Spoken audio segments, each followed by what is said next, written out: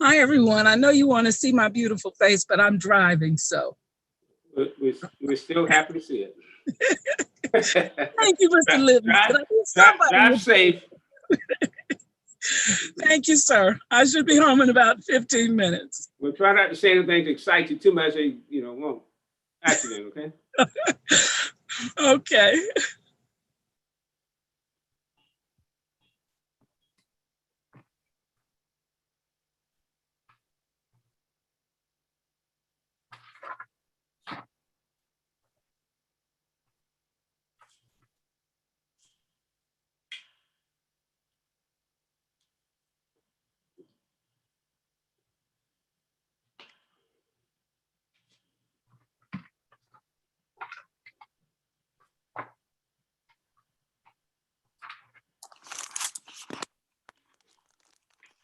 Well, it looks like it may be about that time. Good evening, everyone. Good evening.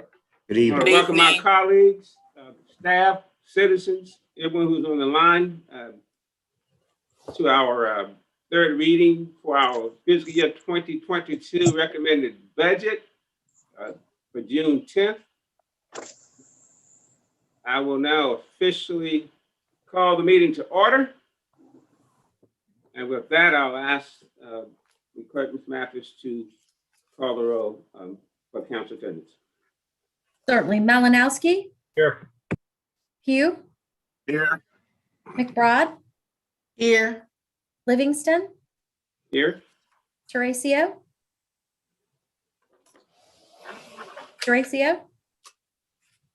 Joe Walker.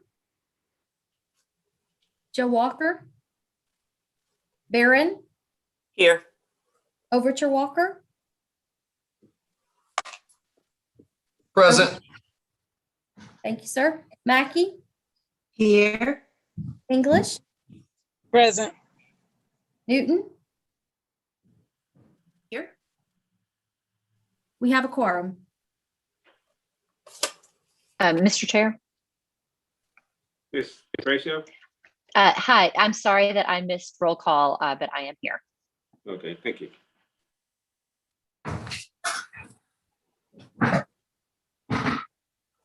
And we do have a quorum. Yes, sir. Thank you. That brings us to our next item on our agenda is the adoption of the agenda. Chair, entertain a motion for adoption of the agenda. So moved. It's been moved. It's a second. Second. It's moving properly second. Let me ask staff first, are there any changes, deletions, anything in reference to agenda? No, Mr. Chair, there are no changes that staff is recommending for the agenda, sir. If not, then I'll entertain the motion for adoption of the agenda as submitted. So moved. It's been moved. Second. It's properly second. Ms. Mathis, can you call the roll for the motion to adopt the agenda? Certainly. Malinowski. Yes. Pugh. Yes. McBride. Yes. Livingston. Yes. Terracio. Yes. Joe Walker. Barron. Yes. Overture Walker. Yes. Mackey. Yes. English. Yes. Newton. Yes. Motion passes. Thank you. That brings us to item 3 of the agenda. And at this point, I'm going to turn it over to staff. Director Hayes, I think your name appeared to be by item 3. So, Mr. Brown, would you like to start? Thank you, Mr. Chair, for recognizing me. I'll just say again, thank you to the council for the consideration of the presentation of information concerning the budget for fiscal year 22.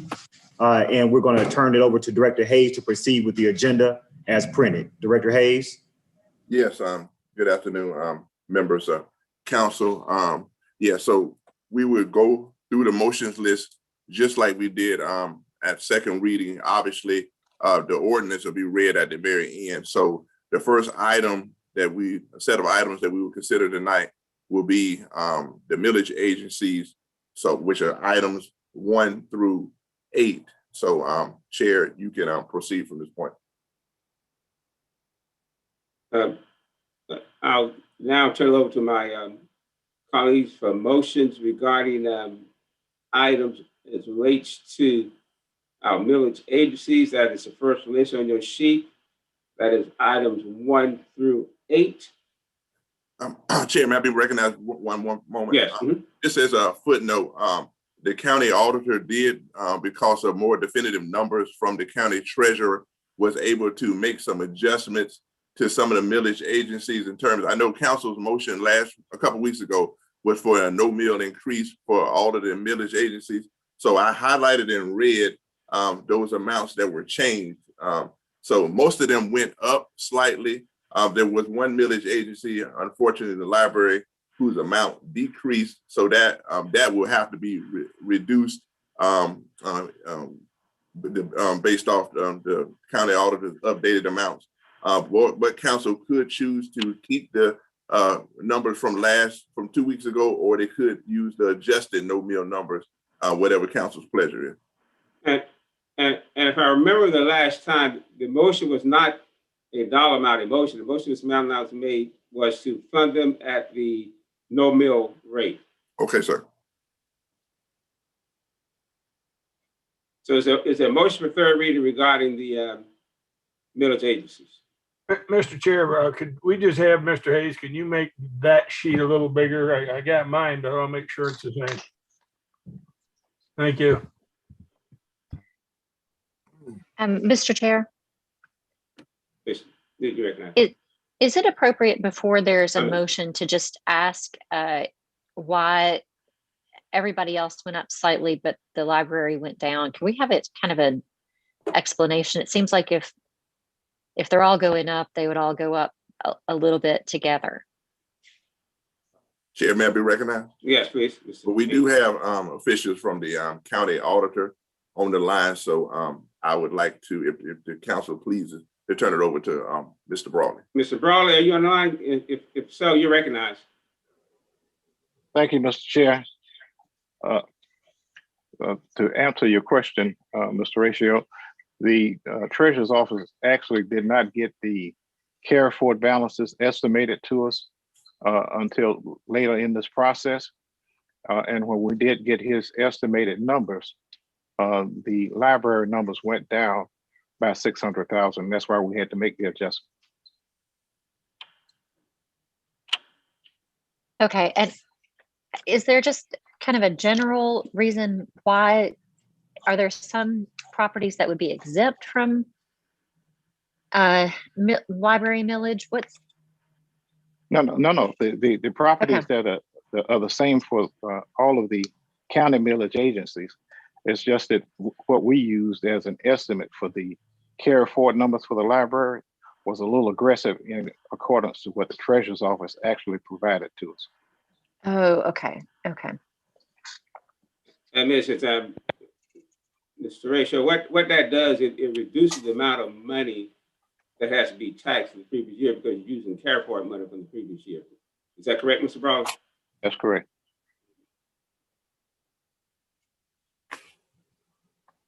Any further questions regarding the millage agencies? Mr. Chair, Ms. Barron. Barron, you recognize. So could we, and I guess this is a question, given the motion that we had from last week, because I still don't quite understand how they're fluctuating.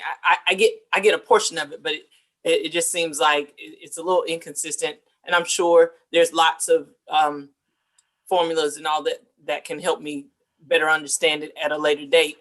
But I am concerned that the library is going down tremendously, or basically $300,000, I guess. Is it possible that, because I think the motion that we had on the floor last meeting or last reading was the library could be funded at that rate? Mr. Mr. Brawley, can you just briefly, I can, but I'd rather you as the auditor, go ahead and explain clearly what the carry forward is and how that affects things. So that appears to be the difference.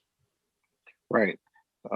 The carry forward is the number when we finish this budget cycle that the treasurer's office will estimate that we will have in excess of what the budget was for last year or for this current fiscal year. So those dollars that are in excess of what the budget was for this fiscal year are carried over into that millage agency's budget for the next fiscal year. So the amount that we had estimated in terms of what we thought the carry forward would be for the library was an additional $600,000. But when we actually got the estimate from the treasurer's office with some calculations that they had done on their side, it was $600,000 less. So this number could change again. With the tax numbers, they're pretty much fluid until we get to this point. And when we get to this point, we have gotten our actual estimates from the treasurer's office, which allows us to make the adjustments according, instead of making them at the back end when the budgets have been approved, and then we can run a shortage. Thank you. I think I'm on board now. I got it. Thank you, Mr. Chair. To entertain a motion, and if you could make the same motion the last time, you just spent them all at no mill increase, which would put us where we were the last time, or you can do them individually, but I'll certainly entertain a motion. Mr. Chair. I'm sorry, who did you recognize? Mackey, Jessica. Ms. Mack, go ahead. I guess, can I just get an answer from staff regarding item number 7 and why it is blank in the notes? Was there any particular reason?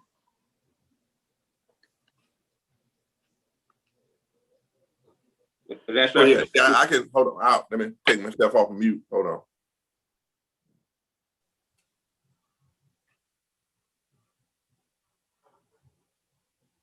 Yeah, so, Ms. Mackey, I can answer your question. Yeah, school district 1, that was left blank because there was no change between second reading and third reading. So there was no adjustment. So I apologize for not footnoting that. But it is a no meal increase too? Right, that is correct. That no, in other words, their no meal increase amount did not change. In the chair, if you don't mind, just for the sake of council edification, the Richland County Public Library's budget last year was $27.8 million. So the number that the county auditor is putting forth this year, 30.1, it is roughly a $2.3 million increase. So the library is definitely getting an increase.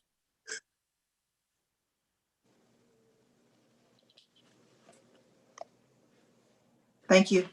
Ms. McGuire, your hand up. I apologize, with the screen up, I don't see all the hands. Yes, sir. Yeah, just 2 questions for Mr. Hayes. Mr. Hayes, as we go through the budget, we will be looking at the third reading budget motion list that you provided us, as well as looking at our budget book. Is that correct for pages? Yes. Right. So yeah, on the motions list, we have the item number, but we also have the accompanying page number. So yes, ma'am. The third reading column is the most essential column tonight. Yes, ma'am. Okay, because there were some that I noticed that I was thinking that were included based on the book. And then when I looked at the third reading motion list, a few were missing. So I just wanted to make sure that we would still be using both books, both informational sheets. Yes. Okay, and the last question, I would like for the motion to be repeated that we're getting ready to vote on. There is no motion yet. Okay, thank you. Here's that motion. Mr. Chair, Yes. I will move that we approve the millage agencies items 1 through 8 at the fiscal year 22 third reading amount.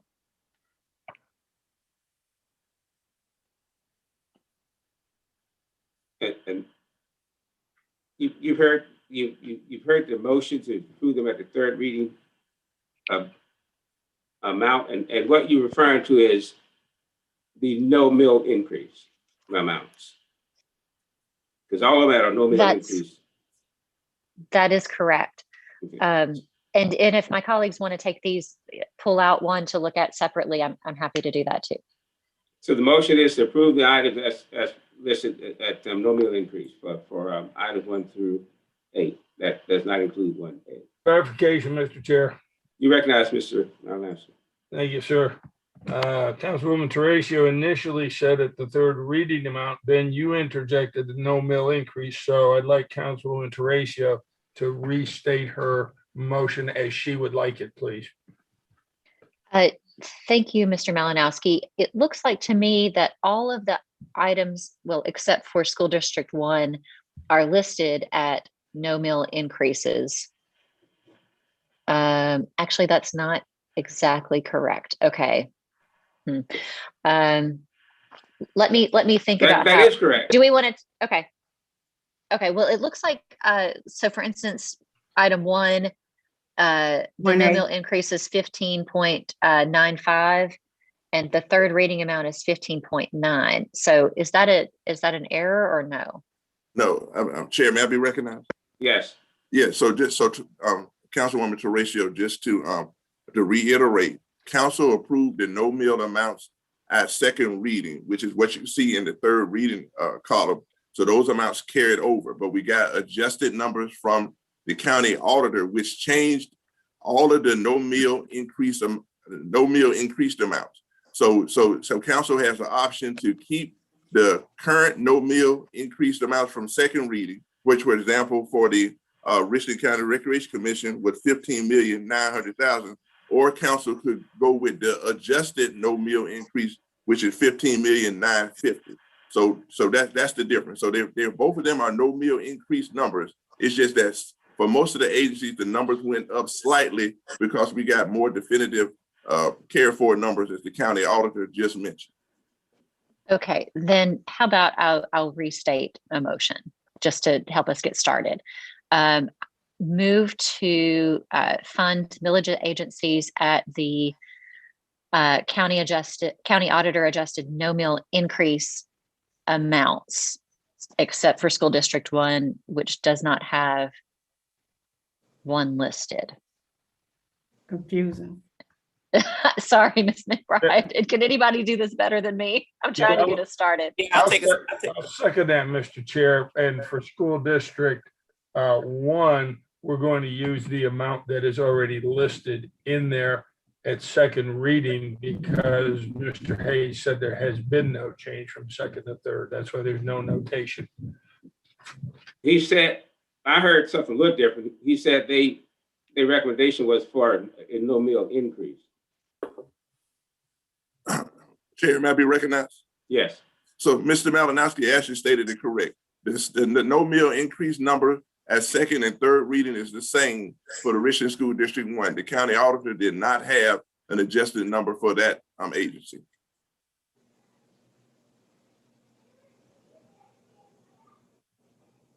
I think one more time, we need the motion. It's not clear. It's not clear at Okay. all. If I Let me may- see if I can. Okay. Mr. Malinowski, do you want to take a stab at this Yeah, one? Yes, and just see if I'm paraphrasing you correctly, Mr. Ratio. Move to fund the millage agencies at the adjusted no mill increases provided by the county auditor. Perfect. That's it. That's it. That's, And for Second. what numbers? it's a second, 1 1 through 8. 1, 2, 3, 4, 5, 6, 7, 8. Second. It's been moved and properly second. A clarifying question about that. Any motion. discussion? Yes, Ms. McBride. Ms. Newton was next. I Mr. apologize. Like I said, I can't see hands. I apologize. Just a clarifying question about the motion. Yes, go ahead. Or does that motion include item 1A or not? Yeah, No. Okay, thank you. Well- That's been tabled. Well, it said it's tabled in the second reading column, but then there's an amount listed in the third reading column, which is why I wanted to be explicit about item 1A. But I have heard you say that item 1A is not included in the motion that was just made. Is that correct? Correct. Well, I don't know. Let me make. That's correct. I stated 1, 2, 3, 4, 5, 6, 7, 8. Okay, thank you. And then we'd come back and have a separate motion for 1A then. Any further discussion? That was my question, Mr. Livingston. So 1A is not included in this motion. No, by itself, it's not a millage agency, and the motion was a millage agency.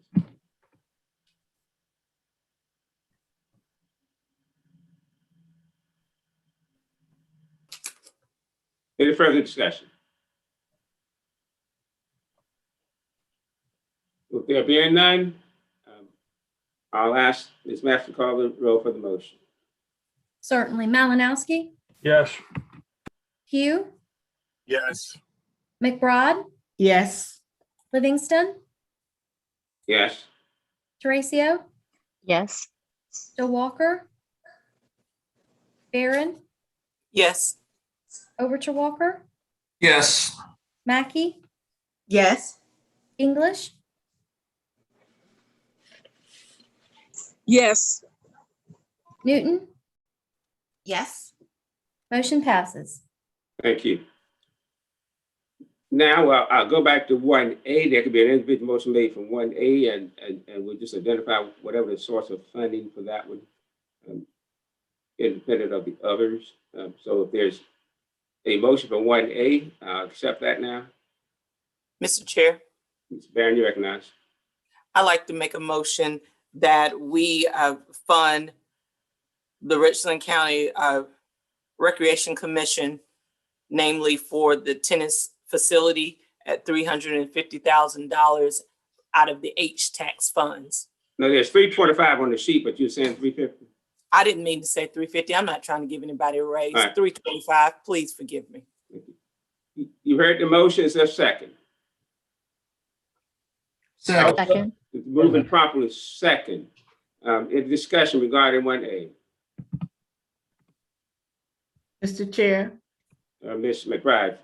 And I think that we raised this issue before, and based on information received that we can use H-tax funds for this project. Based on the information, oh, I'm Yes, sorry. I'm asking Mr. Hayes, based on the information from finance. Chair, may I be recognized? Yes, Ms. Hayes, please. Yeah, well, the H-tax funds are very, very specific, as council knows. So it has to be that those funds are going to be used for tourism. So yes, the committee, excuse me, the organization would have to submit information in Zoom grants showing that those funds will be used to promote tourism. So if they do meet that qualification, yes. But again, it's very definitive. That is the H-tax grant guidelines. Thank you, Mr. Hayes. That's why I wanted to make clear, because I knew of the funding guidelines. So, and I do support it, but I wanted to make sure that we're following policy. Thank you. Thank you. Any further discussion? Yeah, Mr. Chair. You recognize Mr. Malinowski. Thank you, sir. I'm not so sure why we're even considering this amount or why the Recreation Commission even submitted it. My understanding is that the Recreation Commission has approximately a $10 million fund balance, of which 9.9 million is unassigned. They can't take 300,000 from an unassigned fund balance of 9.9 million and take care of this. I welcome any answer.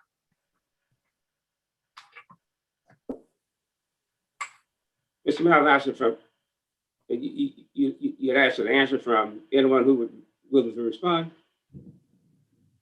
Yes, hopefully somebody would be here from the Recreation Commission that could respond. Oh, Good evening. Yes. Good evening, Mr. Chair. Can I be recognized? This is Lakita Watson, Executive Director. Yes, Ms. Watson, you can be recognized. Thank you, sir. Mr. Malinowski, we are in the process now of reviewing all of these fund balances and accounts. One of the things that we have recognized is that not having a fund mechanism for our capital improvement projects has been difficult in allowing us to utilize certain funds for capital improvement projects. So we're currently working to identify a better way to strategize to use the unrestricted towards the capital, but the current policy did not allow us to do that.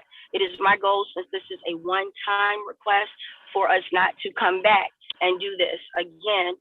This will give us an opportunity to move forward with really assigning the projects and working with the community to identify specifically what all the needs are.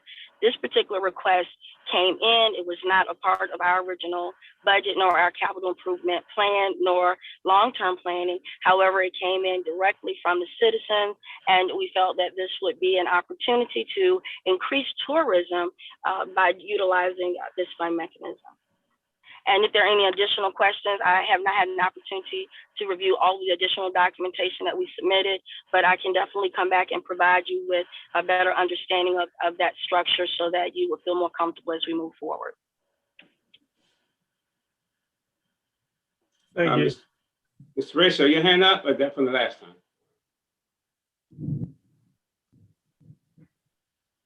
Any further questions? If not, Mr. Chair, I do have one more question, and I would like for our parliamentarian to weigh in because of the fact it says that it was tabled. Do we have to take some additional action to remove it from the table? I remember making that motion, Mr. Malinowski, and it was tabled to the third reading. So it is. Okay, because I just want to make sure that we're doing it according to the way we're supposed to. If that's what the motion was, okay, because it doesn't say that in our chart. Thank you. Good question. Chair. Any further questions? Mr. If Chair. not, I'll ask Ms. Mathis to call the roll for the motion regarding item 1A. Wait, Mr. Chair. Ms. Newton, you recognize. Thank you. Thank you, Mr. Chair, and thank you, Ms. Watson, for that answer. I guess I know that we're talking about the capital plan that you're evaluating. From my perspective, I guess I just want to emphasize how very important that is, because there are a lot of citizens who, as you know, need recreation in Richland County. There are a lot of facilities that need repairs so that our citizens can enjoy them. And so I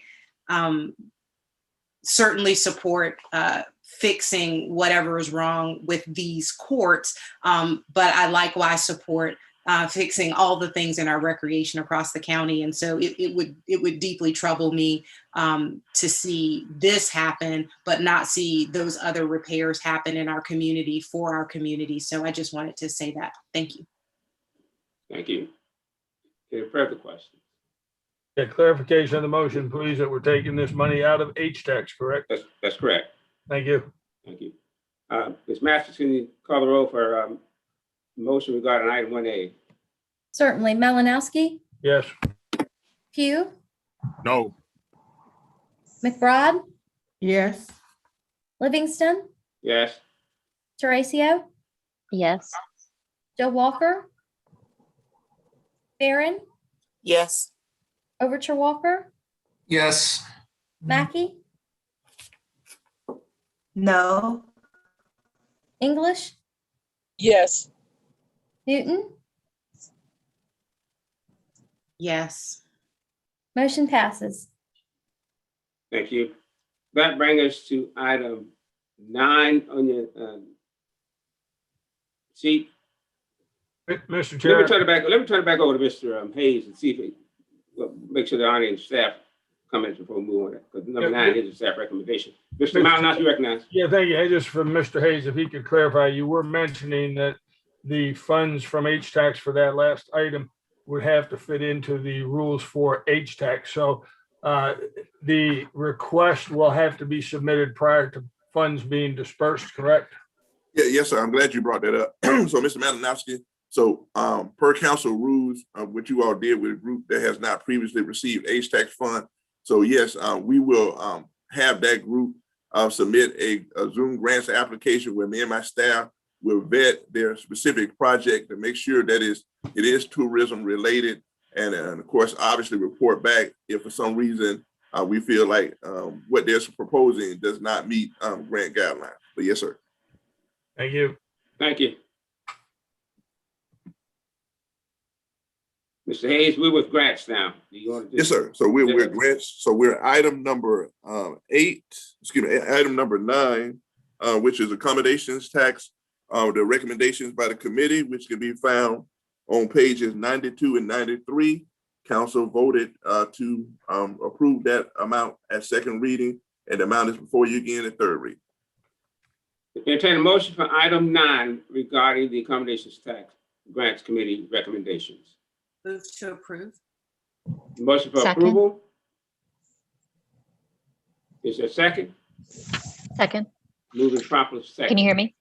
Yes, thank you. Moving properly second. Any discussion?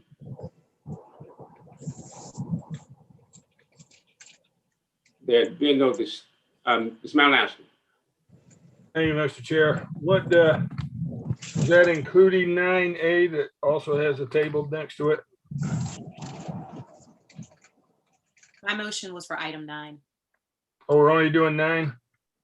That was my motion. Okay. Any further questions? If 9 is moving properly second. Wait a minute, I do have a question, Mr. Chair. Since we're Reference doing number 9, go ahead. Yeah, since we're doing accommodations tax, I thought at the last meeting, we were going to request that the agencies that received accommodations tax last year would receive the same amount this year. And I don't know what that is, how that compares, because I don't have that other book here.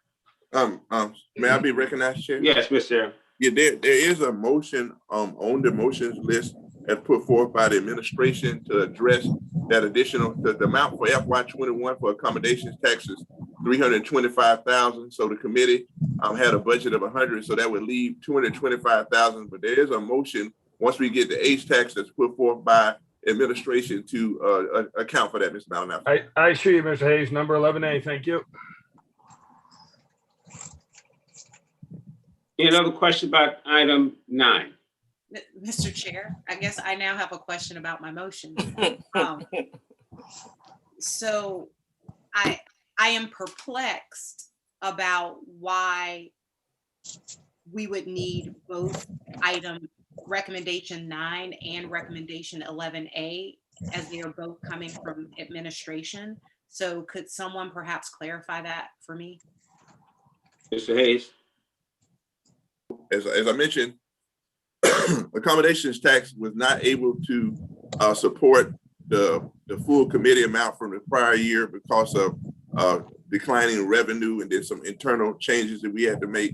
So instead of the $325,000 being fully funded out of accommodations tax, and with many council members certainly wanting to see that the accommodation tax groups from the current year be fully funded, administration put forth the idea of possibly supplementing those eight accommodation tax funds with hospitality tax funds. So those groups would receive the same amount as they did in FY21 for FY22. It's just that a portion of those funds will be coming from H tax to supplement the accommodation tax. Okay, and I'm trying to look at my lists here, but the accommodations tax grants committee made recommendations. So might it be that there's an organization that is represented in item 9 to receive funding that wasn't included on the list for FY21? I'm trying to figure out what the overlap is, if the groups are 100% the same, and this. It is. So right. So the groups that everyone who received funding in accommodations tax for FY21, those groups, in order to supplement, like for example, again, the biggest one, the convention center, a portion of their funding would come from the accommodations tax, and then the residual amount would come from hospitality tax. So there was no group that was left out. So the full $325,000 would be awarded to those groups, just like it was for FY21. And those would be the organizations that are listed on page 92 of the original budget book. You're right. Those groups. That is correct, man. That is correct.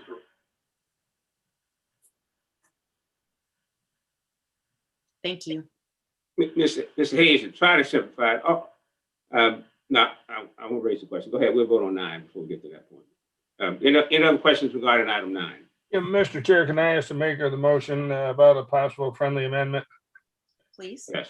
Since they are actually working in unison, could we lump 9 and 11A together and just do it one time? Yes, but because Mr. Our administrator's letter actually spoke to 9 and 9A, so we probably need to ask the administrator, Mr. Hayes, to just speak to that because that will cover, the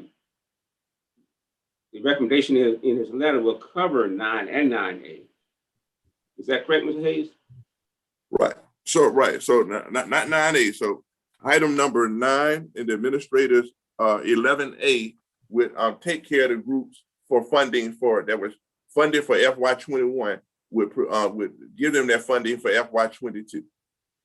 And that's what I'm saying. We can take those together, right? Right, because the 92,000 is the funded amount for the convention center for last year. Right. So exactly, sir. So the Correct. convention center and I'm glad you brought it up. So the 25,000, I'm looking at my sheet now. So the 25,000 for the Columbia Metropolitan Convention Center would come from HTAX, but they would get 67,000 from HTAX for a total of 92,000. That's my point. So that's what I'm saying, Mr. You're correct, Mr. Livingston. Yes, sir. And it's also correct that it also increases funding for other organizations, not just the convention center. Yes. That is correct. Right. That is correct. That is correct. For example, Columbia United, the soccer, their total last year was 92,000. 20,000 would come from ATAX based off the committee. 72,000 would come from HTAX, thus restoring their full 92,000.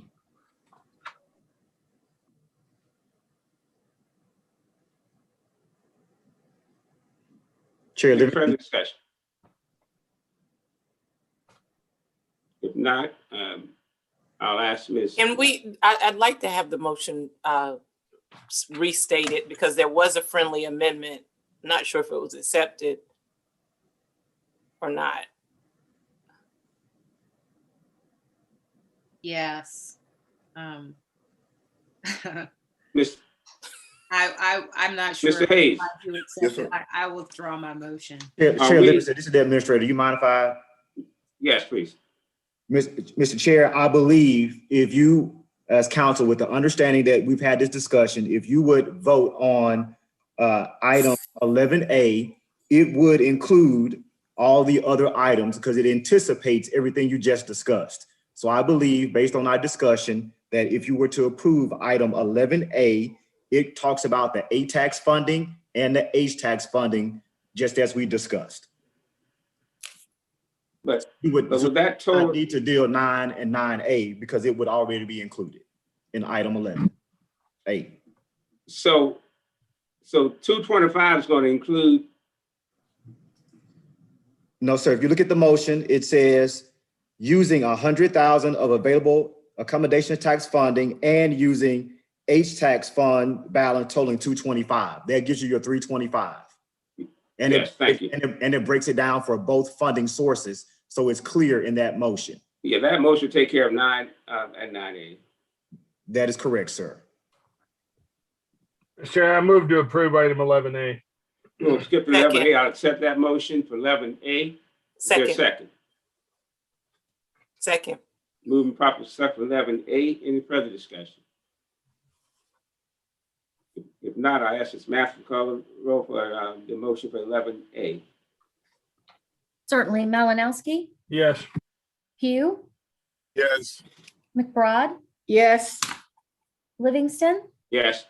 Teresa, Yes. Joe Walker, Barron, Yes. Overture Walker, Yes. Mackey, Yes.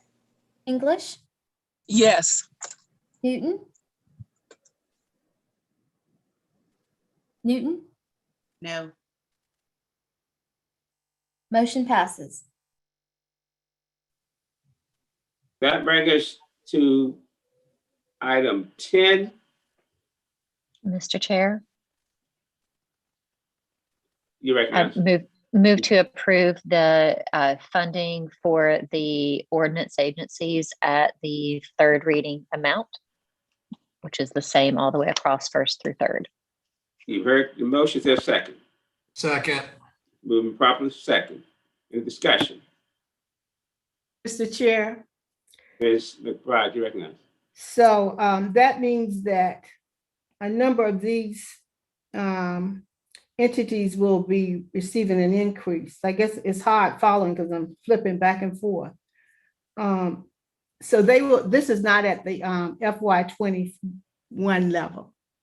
Chair, may I be recognized? Yes, Ms. Hayes. Ms. McBride, it is actually, so the ordinance agencies will be receiving the same amount as they did for FY21. Okay, so this is at the FY21 level. That's what It I is. mean. Yes. All right. Thank you. Any further questions? Chair, Yes.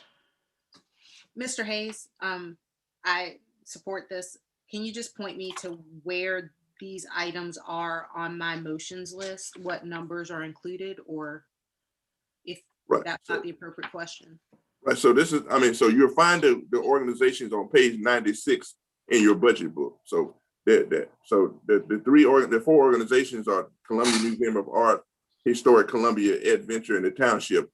And if you look in your budget book on page 96, you'll see those FY21 amounts.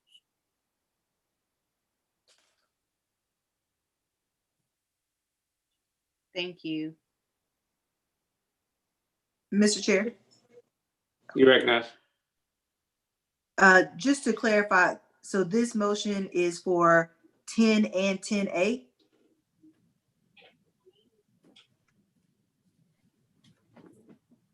May I give a point of clarification? Yes. Yeah, so Ms. Mackey, because the administrator did not recommend anything for the ordinance agency, Mr. Livingston did a motion the last time, but they're essentially the same. So Right. voting on 10 takes care of 10A. 10A is not necessary. Thank you. Mr. Chair, may I ask a question Yes, ma'am. of the maker of the motion? Ms. Teresa, I don't know if you would accept this. At second reading, we approved the ordinance agencies at their 21 amount in addition to the special promotions and tier 3 items that was approved. My question is, would you accept that as an amendment to your motion? Thank you, Ms. Newton. Could you give me a little more reminder about the other piece of it? If you were looking, well, Mr. Hayes, I can answer this. I don't know if I'm the best person. Would you like to answer that, or would you like me to? Yeah, that's fine. So so yes, Ms. Teresa, so you have 3 different levels of full council funding. You have the ordinance agencies, and then you have also on item number going down the page, you have some other special promotions, which is item numbers 12 and 12. And then you also have some tier 3, which is the Circle and is it Famously Hot. So what Miss Newton is saying essentially is, if you include in your motion that those items for tier 2 and for special promotion in tier 3, which were also funded at the FY21 level, could they also be included in your motion to be funded at the FY21 level for third read? So that would be, so then the motion would be numbers 10, 12, and 13, and not 12A. Right. To not have the confusion, I'd rather just leave it at 10A and vote on it and then come back to the other ones. So we won't spend 30 minutes trying to add and delete things. Okay. Ms. Newton, is it okay if we just do 10 and then take the others separately? Totally fine. Okay, thank you. Any further discussion? If not, the motion is for item 10 or 10A, they're both the same. So 10A, Mrs. Math, can you call the roll for the motion for item 10A? Certainly. Malinowski, Yes. Pugh, Yes. McBride, Yes. Livingston, Yes. Teratio, Yes. Joe Walker, Barron, Yes. Overture Walker, Yes. Mackey, Yes. English, Yes. Newton, Yes. motion passes.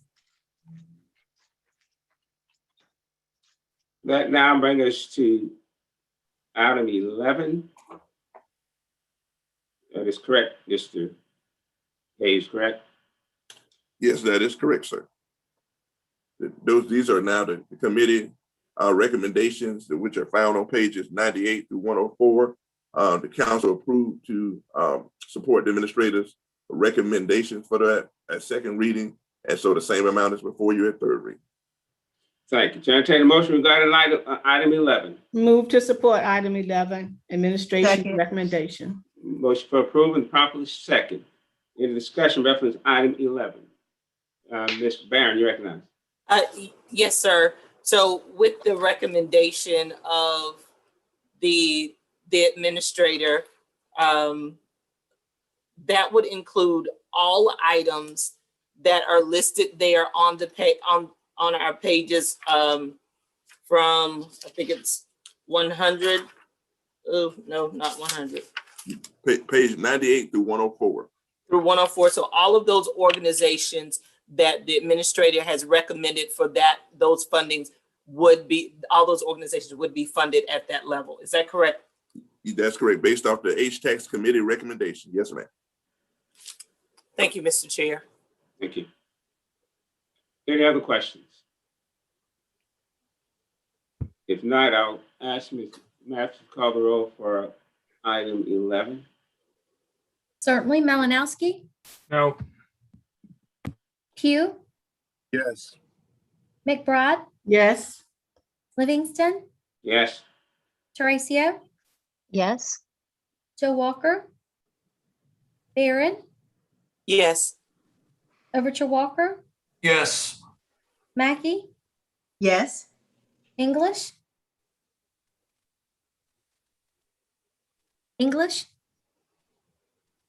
Newton, Yes. English is here. Her vote is yes. perfect, thank you. Motion passes. Thank you.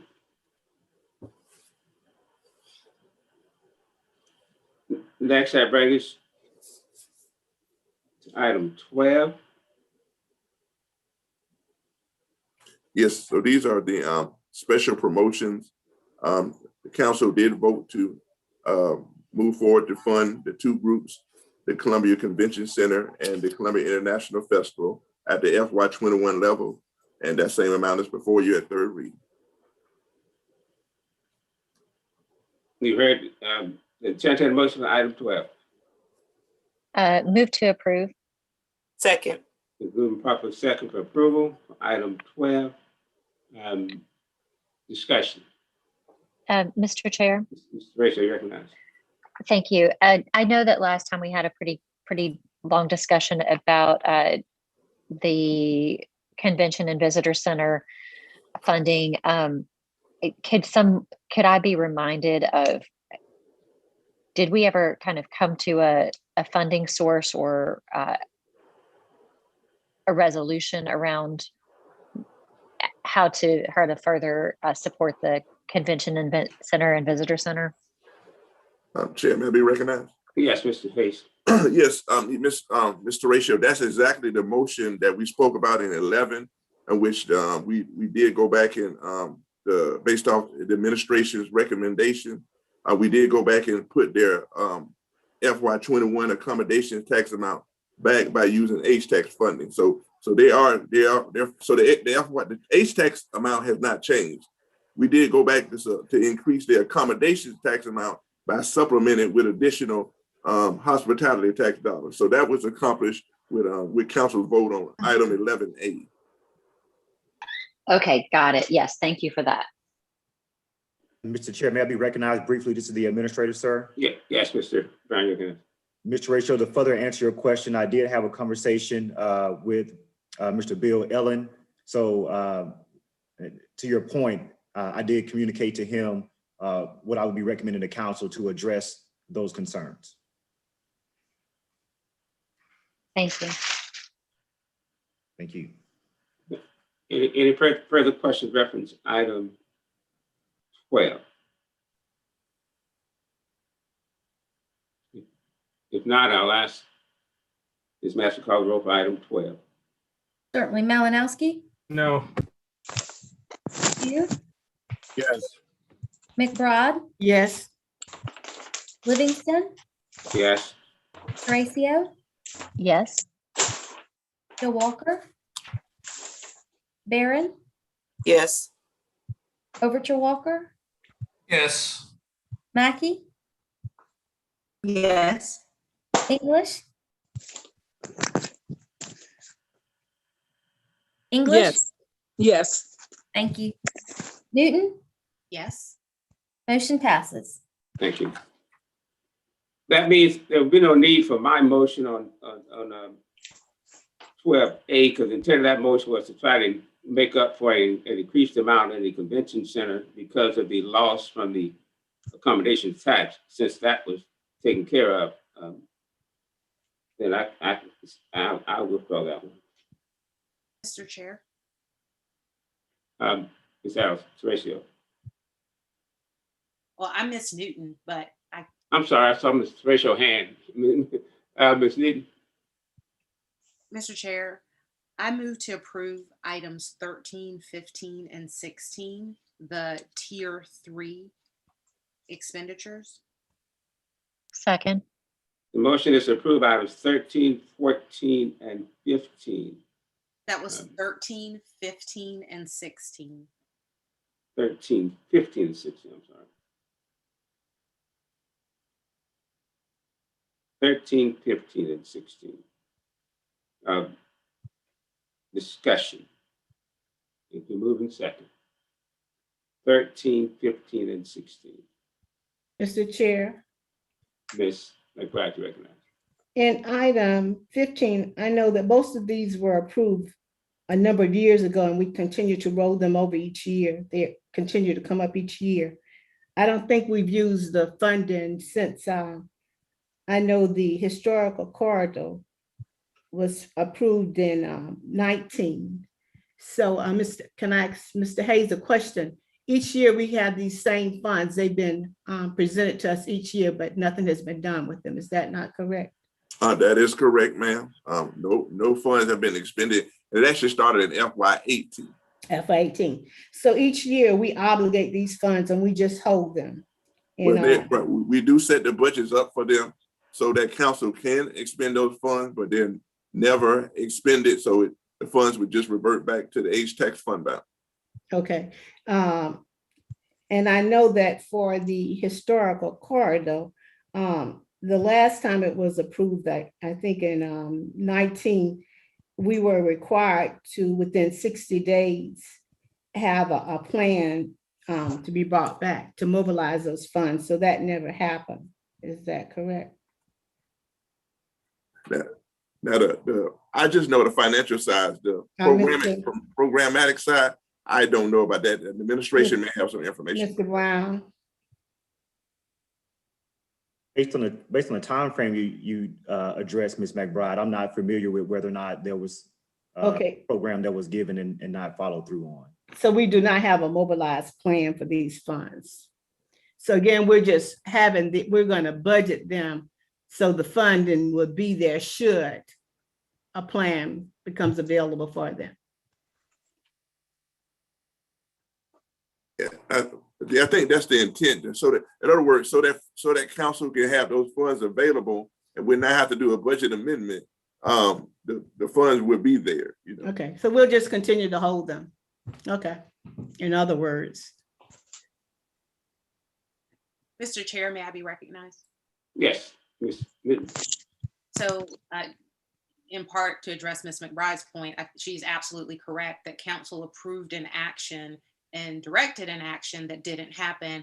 But it's my hope that with the approval of it in the budget this time, that will also be followed with another directive from council to actually move on that. So that was the reason that I included that in my motion. Thank you.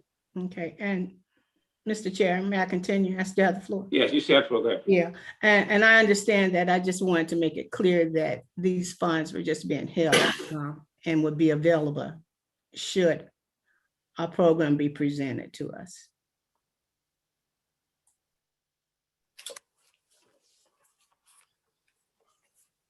Thank you.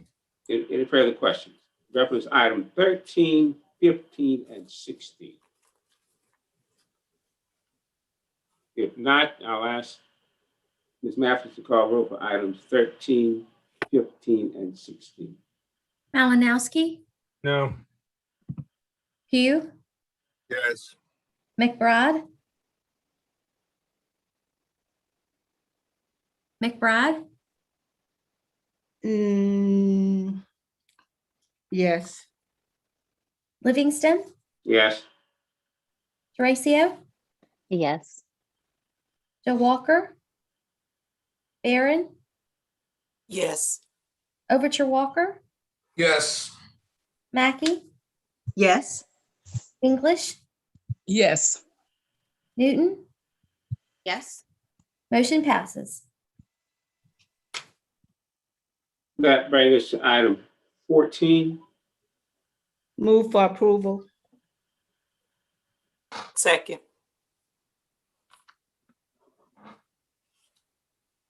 Was this not just a question, staff may or may not remember, but was this item a part of the, not a part of the Renaissance plans and so forth? Yes, sir. And this was one that council voted on already for approval, just as the other three that we just voted on.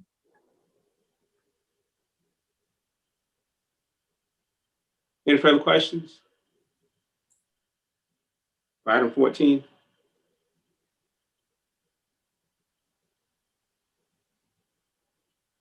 If not, Yeah, Mr. Chair, we got a question. And that is, why in our budget book was there no amount requested, Mr. Hayes?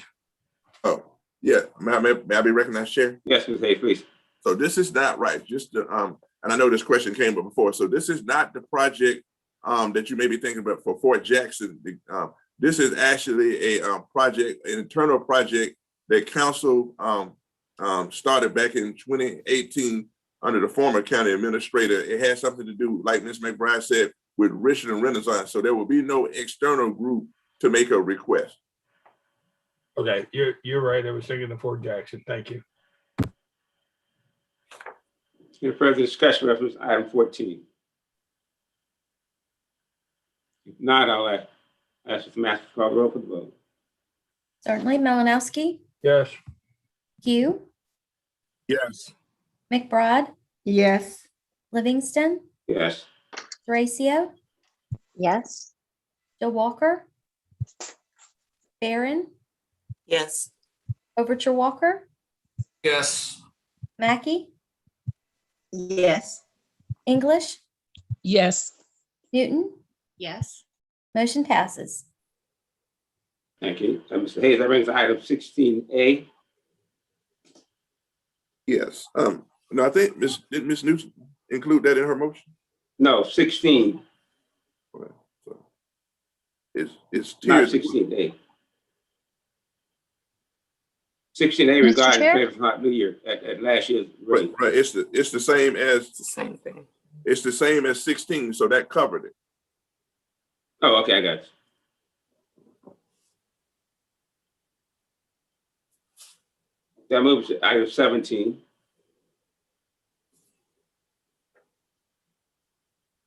So move, Mr. Chair, and to Second. include, let me Go ahead. Sorry. move with the administration's recommendation and to roll over any unspent allocations from FY to FY22. You heard the motion, item 17. Discussion. I'll second. If you didn't get that, I second that. Thought it was second, but moving properly second discussion. Mr. Chair, I just have a clarifying question. You recognize me, dude?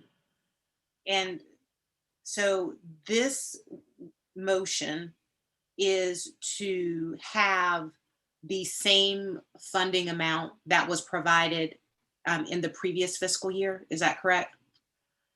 That's correct. Okay, thank you. Plus the rollover. Yes. Yes. Thank you. Thank you. Any further questions?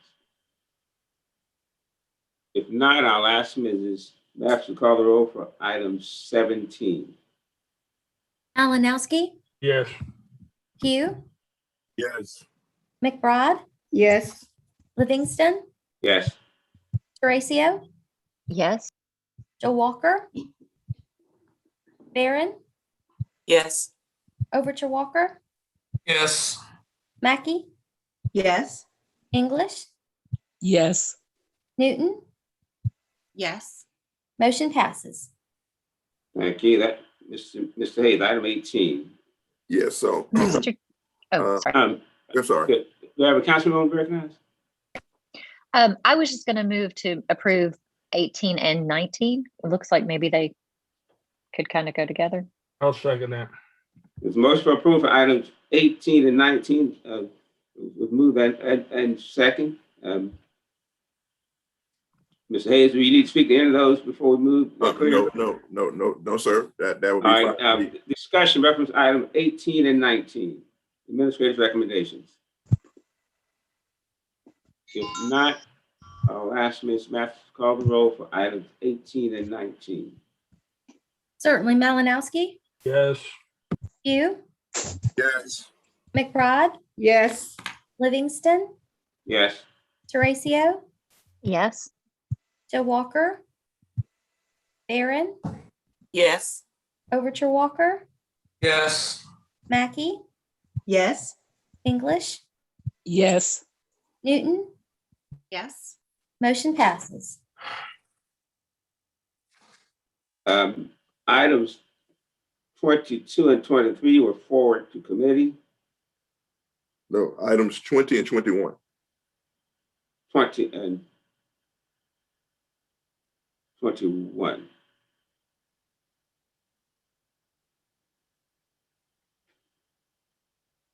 No, yeah, 2020, I apologize, thank you. And then that moves to item 22. Mr. Chair, I withdraw my motion. Item 22 withdrawn. Item 23, Mr. Chair, Ms. Barry, you recognize. I'd like to make a motion that we give the administrator the freedom to be able to fund any of the HTAX organizations that we are not able to fund out of FY22, out of possibly relief funds, American relief funds, if they qualify. Second. Moving proper second, discussion, Ms. Rachel. Thank you, Mr. Chair. Just a little bit of clarification. So when we're talking about nonprofits that can be funded, or sorry, that cannot be funded out of HTAX funding, does that mean that they don't qualify or that there's no HTAX funding available to them? And I can address, the maker of the motion as to her intention. If there is no funding available. If there's no funding available, okay. And that they would, and just put further clarification that they would be funded with relief funds as they are allowable, I guess. Yes, Right, as long as they align with what the funds will allow us to fund, and then we would just merely be funding what they've already submitted. Okay, thank you. And did that one get a second? Yes. Yes, it did. Okay, great. Okay, thank you. Any further discussion reference? Mr. Chair, You recognize. thank you. I guess additional clarification, are we saying that these organizations would still come before council before approval, or that we are giving the administrator approval to fund any and all nonprofits that meet the requirement? I'll speak to it. Let me make a motion, speak to it too first.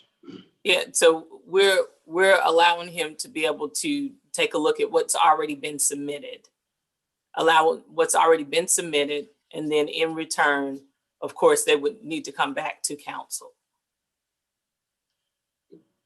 Just for clarification, in essence, then if we fund something with H-tax, which is and so what you're saying is, if it qualifies for some of the relief funds, we would keep our H-tax money and use the relief funds. So that way, that's correct. You'll have you replenish your H-tax fund. Correct. And Mr. Chair, Yes. may I be recognized again? Yes. Okay, thank you. And I believe that what I heard from yesterday's COVID ad hoc committee meeting was that there was kind of an intention to have a kind of a holistic approach to the relief fund. So I'll just jump out on a limb here and say that we will probably get some kind of presentation with all of, with these kinds of organizations, maybe with other organizations, and be able to make a decision looking at everything from a high level. And I guess that could be addressed to whoever wants to respond. Mr. Chair, if I may, and then the administrator may even want to weigh in, but the intent is that the vetting would already have taken place. We're not looking for new organizations, but those that have already come through this process. That's what this motion is for. And Mr. Brown, I don't know if you want to weigh in a little bit further. So I think your statement is accurate in terms of the H-tax groups that you mentioned in your motion. And I don't want to confuse anything. In our conversation on yesterday, I was actually also talking about lump sum groups. So right. Your motion was specific to H-tax groups. Correct. But we would vet them through the process that's already in place, because council have already received that information. And to Mr. Barron's point, if there was funding that we could utilize, then we would potentially bring that to council for consideration. Ms. Barron, for clarification on the motion, then do you want to say both H-tax and lump sum? Because what yes, that means I'll is that accept that, sir. from general funds. Yes, sir. I'll accept that. My motion was written before the administrator presented his motion at our meeting yesterday. So I would definitely accept that to include the lump sum as well as the H-tax dollars. Thank you. It's the second of the motion. Okay with that? Yes.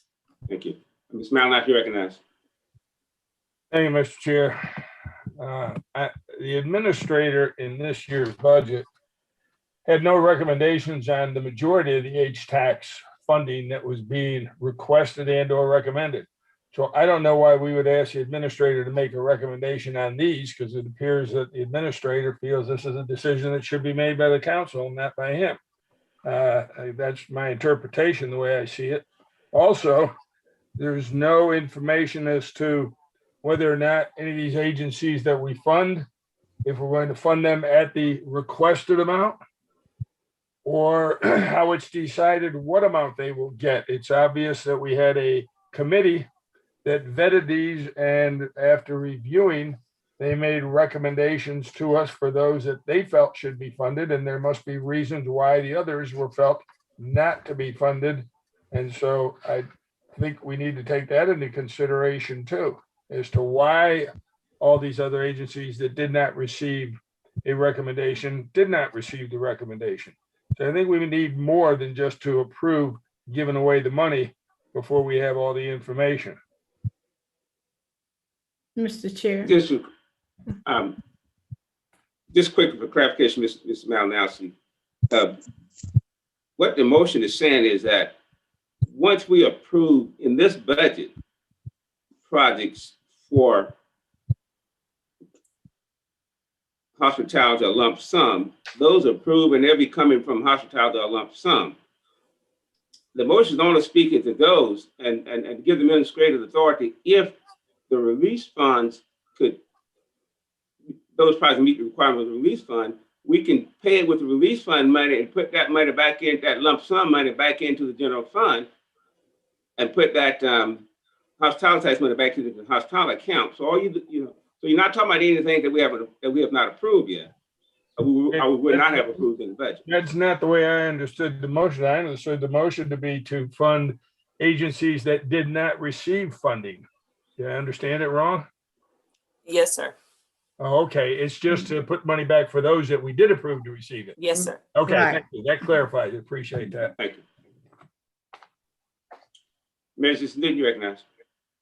Thank you. And I think Mr. Malinowski was addressing part of my question, and maybe there was a difference between the way that it's written and then what was stated. So I guess before the vote, I would just ask that the motion be restated again, because the idea of replenishing the HTAX fund, if applicable, makes sense. But I just don't want it to be worded in a way that allows anyone who didn't get funding, which is what it says on the paper, to come back and say that they're eligible. So thank you. Right. Chair Livingston. Mr. Brown, you recognize. Yes, sir, Mr. Chair. If you would not mind, if I could submit something for the council to consider, and if a council member is willing to utilize that, be allowed to utilize that. Is that okay, Mr. Chair? Yes. So the motion could read something to this effect. Move to use available COVID-19 preparation, mitigation, response, and recovery financial resources to fund fiscal year 22 HTAX and lump sum council approved groups where eligible and applicable. How about it? Yes. Are you okay with that one, Ms.? Yes. Yes. Thank you. Is the second of the motion okay with that explanation? Yes, I am. Okay, any discussion? Ms. Haynes, you recognize. No, that clarified everything. Thank you.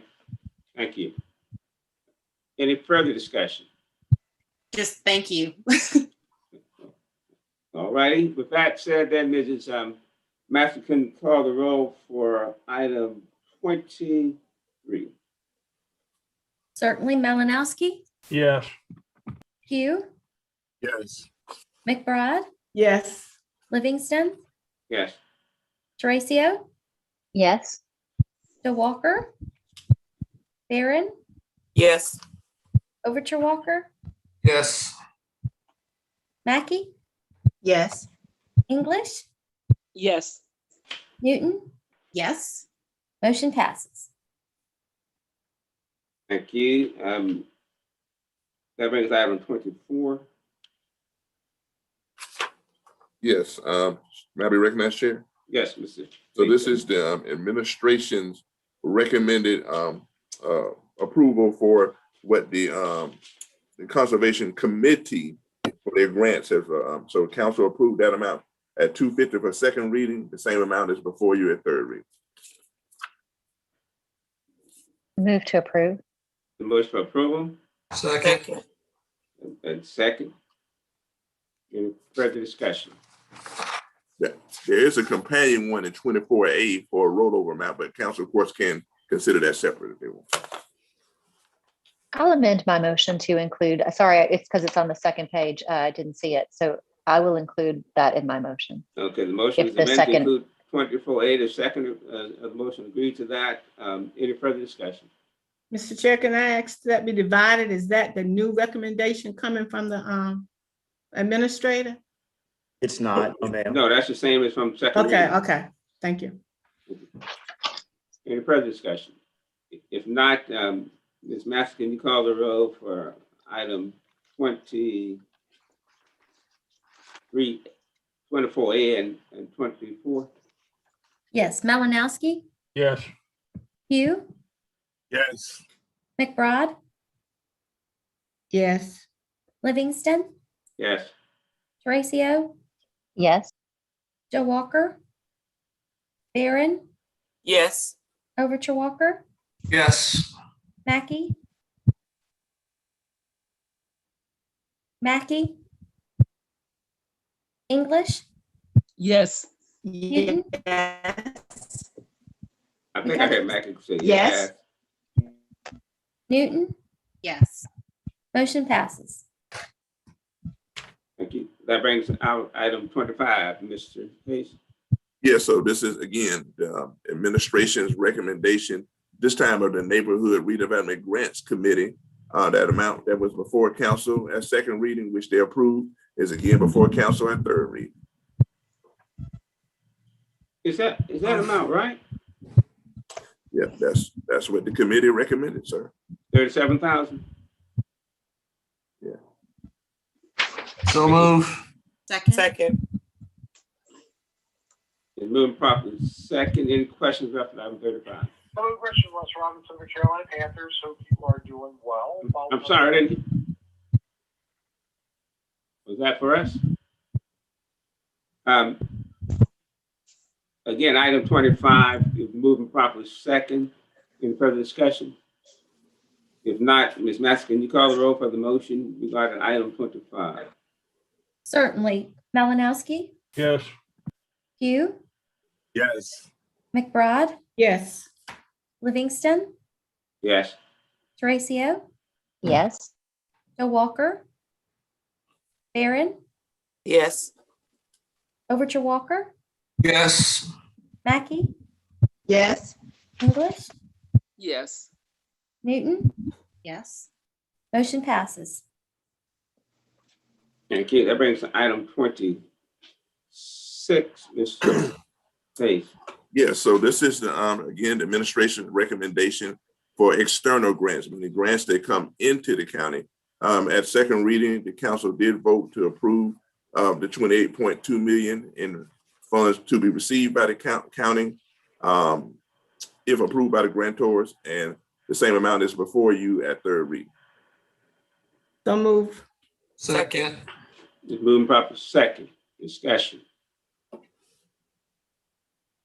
There being none, I'll ask Ms. Master to carry the motion for the vote for item 27? 26. 26, I'm sorry. Malinowski, Yes. Hugh, Yes. McBride, Yes. Livingston, Yes. Horacio, Yes. Joe Walker, Barron, Yes. Overture Walker, Yes. Mackey, Yes. English, Yes. Newton, Yes. motion passes. Thank you. Mr. Hayes? Yeah, so the next one are companion items 27 and 27A, which addresses the general fund base budget and also the transfers out for the general fund. Council approved those amounts at second reading. The same amounts are before you for third reading, 27 and 27A. So move. Second. It's moved and properly second. Any discussion reference item 27, 27A? Any discussion? There being none, I'll ask Ms. Mathis to call roll for item 27 and 27A. Malinowski, Yes. Hugh, Yes. McBride, Yes. Livingston, Yes. Horacio, Yes. Joe Walker, Barron, Yes. Overture Walker, Yes. Mackey, Yes. English, Yes. Newton, Yes. motion passes. Thank you. Mr. Hayes, 27B and C. Yeah, well, I'll start with 27B, and then I certainly will allow Ms. ACA Thomas to chip in. But it is my understanding that there's an additional 1.2 million in state local government funds that will be available to the county. And the administration's recommendation is to use 925,000 of that to help fund the leasing program. But again, I certainly will defer to ACA Thomas, who has been working on this project. Thank you. Thank you, Director Hayes. Chairman Livingston, may I have the floor, please? Please, go ahead. If you all recall, this was the presentation that myself and Brittany Terry did for you all to actually fund our vehicle replacements, or begin to fund our vehicle replacements in a manner that would enable us to manage our fleet more effectively, improve our fuel and our safety for our employees. This would actually take about 6 months to do, because we do have to do an RFP for the process. But we do have some very solid numbers on which to base this, and this would also leave an additional approximately $300,000 to offset any use of fund balance. Okay, any entertain a motion regarding 27B. So moved. It's been moved Second. and properly second. Discussion. Yes, Mr. Ms. Chair. Newton? I'll yield to Ms. McBride. Go ahead, Ms. Newton, I'll follow. Okay, thank you. So thank you, Ms. Thomas. And I remember the expanded conversation that we had about this. So 2 questions. The first question is, obviously we're talking about next year's budget, but the way that you envision us transitioning to this program, do you anticipate that the use of the local government for this program would be limited to this one time? The local government fund is being fully funded moving forward, which means that we're actually going to get that revenue every year. So while it may not be local government funds, it will actually become regular general funds that would go in. We would be using general fund dollars to fund this on an annual basis. However, that will ebb and flow. And once we get to a normal status, we will actually have an annualized budget that we would know what we would be investing in vehicles. The good thing about this is that if at any point in time it becomes unaffordable, we can stop this. Okay, and then my second question, which I probably should have asked first, at the end of your presentation, when you were talking about this, you said something about offsetting the use of fund balance. Could you just repeat that statement, please? Yes, ma'am. Absolutely. The actual increase in the local government fund is about $1.22 million. That's the estimate right now. It may be a little bit more than that once all funds are allocated appropriately and we start to receive those funds. So anything over this $925,000 up to that amount that we receive in additional local government funds would go to offset use of fund balance. Thank you. And thank you, Mr. Chair. Thank you. Mr. Chair. Further Mr. Chair. discussion? Yes, Ms. McBride, I'm sorry, I forgot you were. that's okay. Ms. Thomas, if we did not have the appropriation from the local government, what would we be doing with this program? We would have to probably continue to purchase a limited number of vehicles and actually bond them. I guess my concern remains that we don't really have a good evaluation of how many, well, we know how many cars we have, I'm assuming, but how they're used.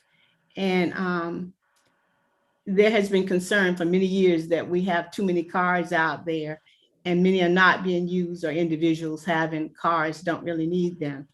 So I'm wondering about, because there has not been a good evaluation of it, why would we appropriate this amount of money at this time, being that these are general funds and there may be other more essential areas that we could use the local funds?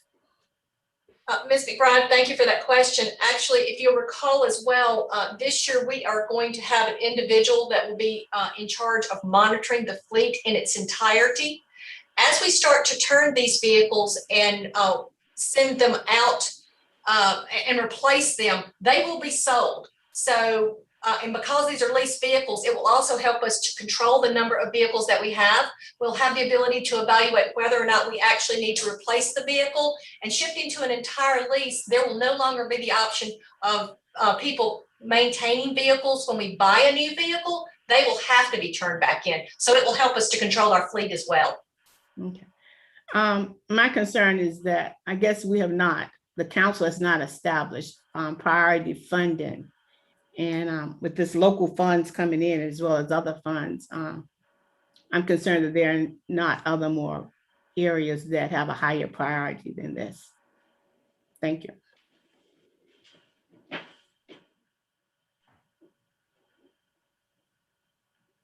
Any further questions? Mr. Chair, may I be recognized? You recognize, Mr. And good evening to you, Ms. Thomas.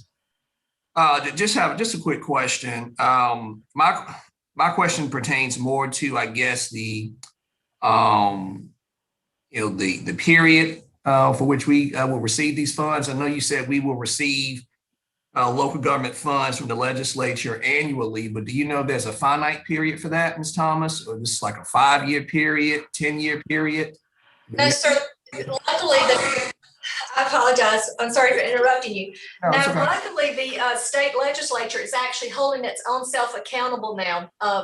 They, by statute, are required to fund local governments at this level, but they have not done it since 2009. Every indication is they will, from all of the people that I've spoken with at the Capitol, that they will continue to do so because by statute they are required to fund us at this level. And Ms. Thomas, is your understanding it's 1.2 million annually? Currently, yes, sir, and that amount is anticipated to grow. So that can increase. Do we know what, I guess, can precipitate the increase annually? Typically, it would be increased funding that the state of South Carolina receives. Okay, thank you, Ms. Thomas. Thank you, sir. Laura, can I add just one quick point, just to so we can understand? So this is actually an additional 1.2 million that we've always received local government funds every year. So this is just in addition to on top of what we already received. Thank you. That is correct. The actual amount that we receive annually right now is about $15.8 million. So this will put us in the area of about 17.7, I believe. Ms. Newton, recognize. Thank you. Last question, Ms. Thomas. And help me with this. Will we reach a point where there is either a net savings in cost or will be net neutral? What I recall from our presentations before was that you were predicting a certain amount of savings by moving to the lease program. And I guess I'm thinking, since we were already paying for vehicles just in a different way, that at some point it should at least level out to be neutral, if not be a cost savings. Is that a correct assumption? That is correct. Okay, thank you. Any further questions reference item 27B? If not, I'll ask Ms. Mathis to call for the vote. Certainly. Malinowski, Yes. Pugh, Yes. McBride, No. Livingston, Yes? Teresa, Yes. Joe Walker, Barron, Yes. Overture Walker, Yes. Mackey, Yes. English, Yes. Newton, Yes. motion passes.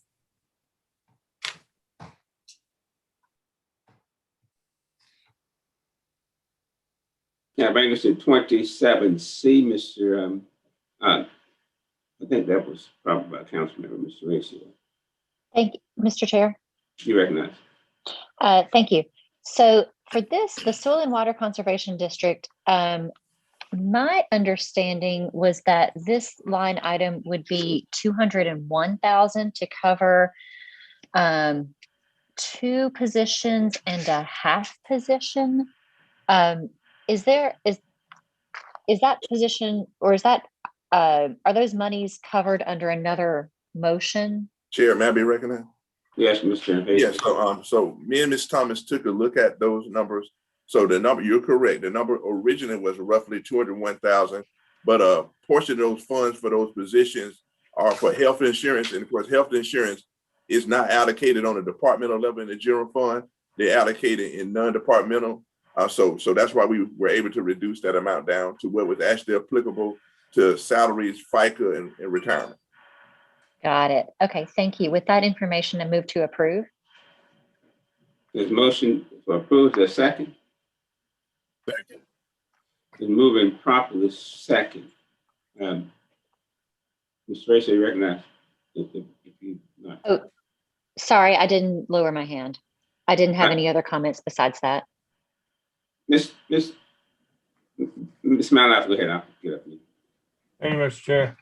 Can I have the administrator weigh in on this and why this was not put in his initial budget? I understand that this is maybe a particular commission that we're not even required to provide funding for, but I'd like the administrator to weigh in on this, please.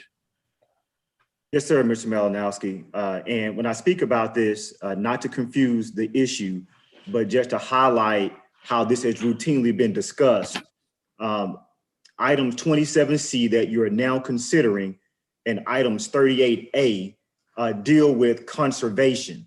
But through this process, what I learned before my initial recommendation is that while we talk about conservation in general, it's actually comprised of two distinct different groups. In my original budget request, Mr. Malinowski, what I did was, like I did with all departments, we looked at the conservation budget and in items that were routinely budgeted, but the expenditures were less, we took those numbers down just like we did with other departments. And what we found out during that process is that there was some funding that is associated with millage that is not appropriate for me to do that with. And then we found out that there are other funds that actually don't even involve the Conservation Commission, but they involve the Conservation District. And so you probably heard a lot of information. Some of it was incorrect and wrong and misguided. But through this process and reviewing the ordinance, speaking with legal, what we were able to determine is that at some point in time in 2005, I believe is when we can first find that Richland County began to provide funding for the Richland County Soil and Water Conservation District, which is different from the Richland County Conservation Commission. But whenever we talk about them, oftentimes the groups were together, and so it kind of convolutes the conversation. So Mr. Malinowski, what you have in the recommendation before me now assumes that since the council had been, or excuse me, since the county had been providing funding since 2005 for the rural, for the Soil and Water Conservation District, that you wanted to provide that funding. So my recommendation takes into account that assumption. But previously, when the funding was removed in my recommendation, I was looking at conservation as a whole based on how I thought it was viewed.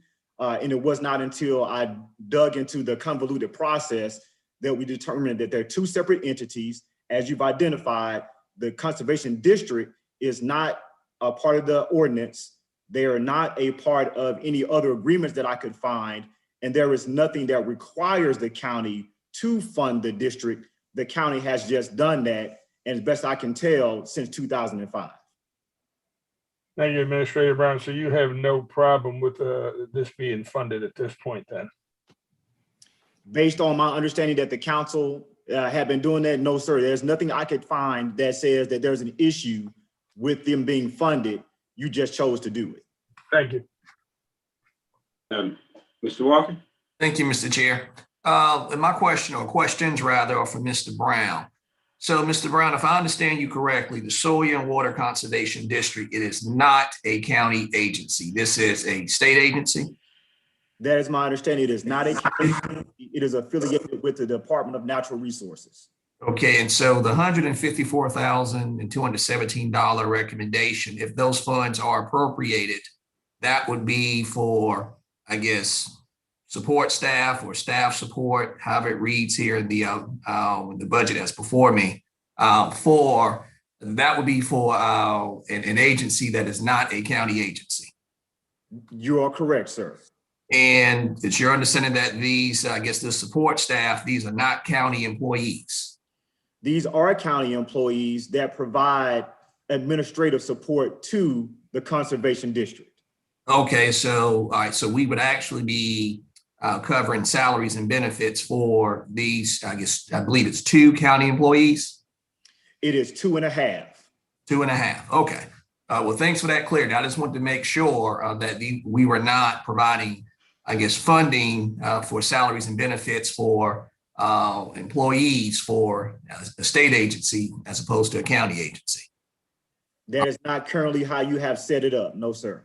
Okay, so this funding, again, it would, it would go, or would be allocated for 2.5 county. That is correct. Okay, thank you. Ms. Newton, you recognize. Mr. Walker covered my question. Thank you, sir. Thank you. Any further questions? Just clarification, Mr. Chair. You recognize Ms. McBride. Okay.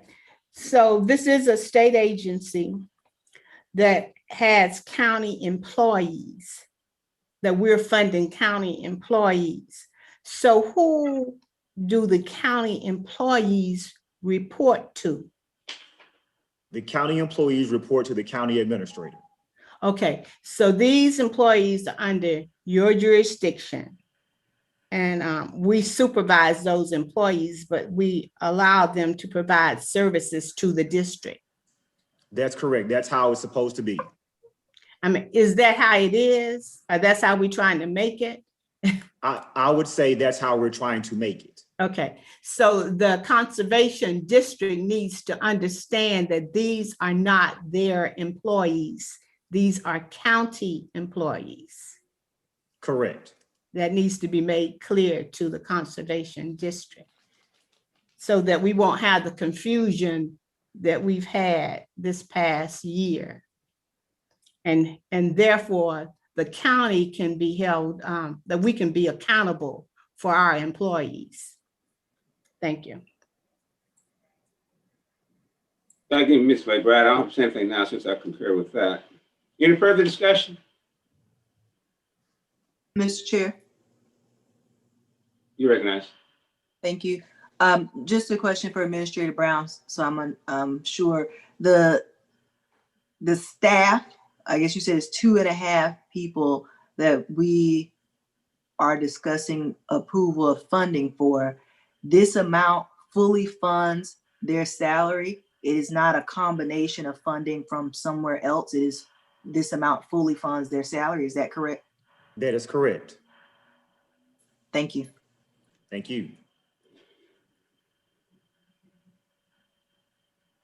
Any further discussion for item 27C? Ms. McBride, do you have another question? Mr. Chair. No, sir. I just want to thank Mr. Brown for working with the Conservation Commission as well as the district. But I do think it's important to note that there was a lot of misinformation presented.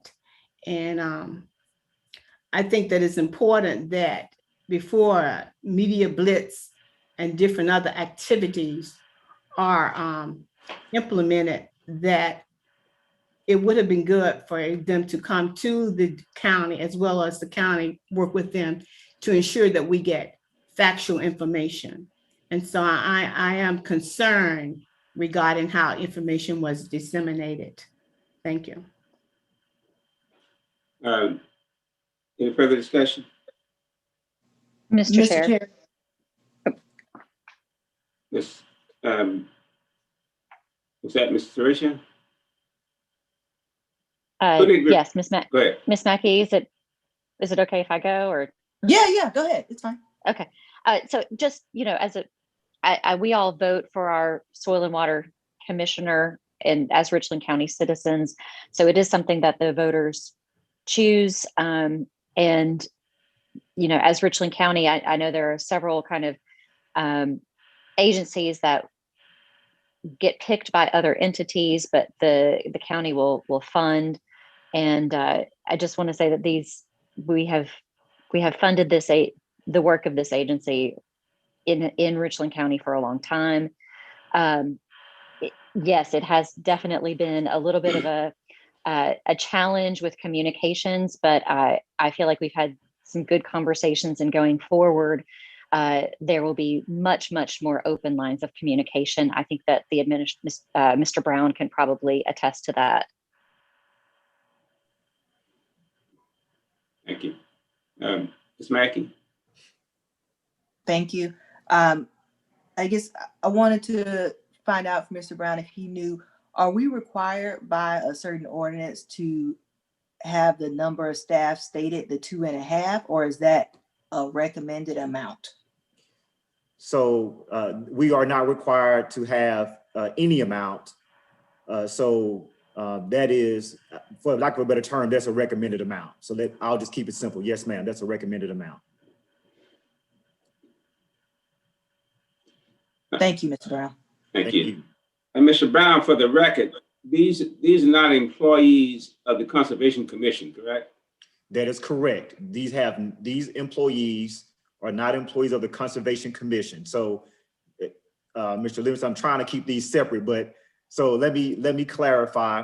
The two specific employees that would be kind of your frontline staff, if you will, they are wholly funded by the general fund dollars if the council approves this motion. Yeah, I just want to make the point clear that these right, that you know who the employees. Right. These I think that yes, sir. At least yes, from my sir. perspective, Okay. there's been some little bit of confusion in the past. Just want to clear it up. Thank you. Thank you, sir. And Mr. Livingston, also that we are not required to fund them. Thank you. Any further questions reference 20, Ms. Newton? Sorry, I think Ms. English might have had her hand raised first, so I just wanted to make sure that you knew. I'm sorry, I didn't see Ms. English hand. Ms. English, you had your hand raised? No, I just kind of want to echo the sentiments of the misinformation, because it has led to a lot of, I want to say, ugly emails and letters and phone calls. And I would just appreciate more clarification in the future. And that would just help us because we're here to do a job, and we support Conservation Commission and the efforts wholeheartedly. And just let them know that we're not here to stop anything, but to support, to uplift, and to push Richland County forward. So thank you, Mr. Chair. Thank you. Ms. Newton? Thank you. And I support a lot of the comments of my colleagues. I just want to ask Mr. Brown, originally you made a recommendation, a different recommendation in line with trying to keep us budget neutral. My question, and I understand that these are your recommendations now, but just for the record, what do these additional recommendations for the Soil and Water District and the Conservation Commission, what impact does that have on our budget? Yes, ma'am. So I'm going to try to be concise when I answer this. So for the Conservation Commission, when we get to that item, the $100,000 associated with that item, it actually was a part of their millage. So really what you're doing is we're saying that those funds that are appropriate for their millage, we're not manipulating in any shape, form, or fashion. So we're restoring that. Additionally, the annual amount that the county had agreed to provide to the Conservation Commission of $143,988 for the management of the parks. That funding, assuming the council approves that, will go to them as it has. The $269,000 plus dollars already identified unexpended funds from previous money given to the Conservation Commission, plus leftover funds from the general funds given this year. That money will actually go back to the general fund. So we anticipate at least $269,000 at a minimum being removed and going back to the general fund as a part of this process, Ms. Newton, if that answers your question. That answers part of my question, but in terms of when you look in totality, are we going to be required to take additional funds from the fund balance to make all of these things happen or not? I would say in short, yes, because you're already utilizing fund balance to balance the budget. So yes, ma'am, it will impact your fund balance, our fund balance. Gotcha. And then also noted in these motions, it specifically states revenues that if not expended will have to go back to the general fund. So that is correct? That's correct for the general fund dollars. The ordinance for the commission says that those millage money, they get to keep that in their special revenue fund. Correct. So that's correct for millage agencies, but I just know that there was some disagreement and lack of clarity before about general fund dollars and whether or not we were able to recuperate those. And so I guess I would just say, I would hope that the clarity in this motion that we're bound by that in terms of the clarity about general fund dollars, and then just suggest that based on the lack of clarity that council should probably go back and review the ordinance and just make sure that all of the things are clear in terms of how we want to handle these dollars moving forward. Thank you. Thank you, Mr. Chair. Yes, ma'am. Thank you. Mr. Brown, can I say one very, very quick thing, just because I just want to point it out to council and what Ms. Newton said. So Ms. Newton, the 154,000, as Mr. Brown just pointed out, and eventually when we get to the 143, those amounts, if you notice, when in 27 and 27A, I did mark and read that will increase per council motion or other motions. So yes, so we have council has approved the base amount. So anything that going forward will increase the total general fund dollars. So I just wanted to point that out as a point of clarification. Thank you, Mr. Hayes. Any further questions on item 27C? Yes, Mr. Chair. I just want to, because part of the issue I think here is that we've had some, conflation or confusion between the district and the Conservation Commission, that let's just deal with, one thing at a time here, that this item is just for the district 2.5 positions. So we can deal with the other piece when we get to that. Thank you. Any further discussion? Yeah, Mr. Chair, if I may, these questions I have are for Mr. Brown. Mr. Brown, you may have already answered, this first question I have for you, but I'm going to ask it again. I'm not sure if I heard the response earlier, but these 2.5 employees of the county, who do they report to? It's my first question. They report to the county. I'm sorry, go ahead. They report to the county administrator. Okay, so they report directly to you. That is correct. Okay, and my next question is, why do we have county employees working for a state agency? Now, that question I cannot answer for you, sir, but I can tell you that that is a part of, if you look at the ordinance, it talks about that the county will provide staff support. Now, technically that was for the commission, but again, these items have been conflated and convoluted over time. So that has also been done for the district. Okay, and if we don't appropriate funds, for the support staff, what happens to the 2.5 employees? Basically, in essence, those positions then go away. So those employees will not be, have those positions anymore. So you're removing persons from work, basically. That's what would happen. Thank you, Mr. Brown. Thank you. Any further discussion about item 27C? If not, I'll ask. Ms. Mannix, you recognize. Mr. Chair, thank you. Administrator Brown, you say they would go away and we would be putting 2.5 people out of work. Isn't the possibility that we need 2.5 employees somewhere else in the county and they could be repositioned elsewhere? Yes, sir. No, I absolutely agree with that. They would just have to go through the process of being, eligible for those other roles. But you're absolutely right, Mr. Malinowski. We have vacancies and we're looking to fill them. All right, so this is something that maybe we have to work on during the next year before the next budget, right? Absolutely. Thank you. Any further discussion? If not, I'll ask Ms. Mathis to call for the vote for item 27C. Certainly. Malinowski, Yes. Pugh, Yes. McBride, Yes. Livingston, Yes. Teresa, Yes. Joe Walker, Barron, Yes. Overture Walker, Reticence, yes. Mackey, Yes. English, Yes. Newton, Yes. motion passes.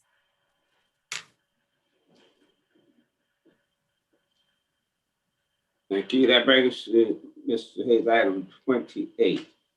Yes, so this is the administration's recommendation based off the discretionary grant committee's recommendation of 200,000 for groups found in the budget book, pages 86 through 88. The same amount as approved by second reading is before council for third reading. So move. Second. It's moving properly second. Any discussion reference item 28? Mr. Chair, You recognize.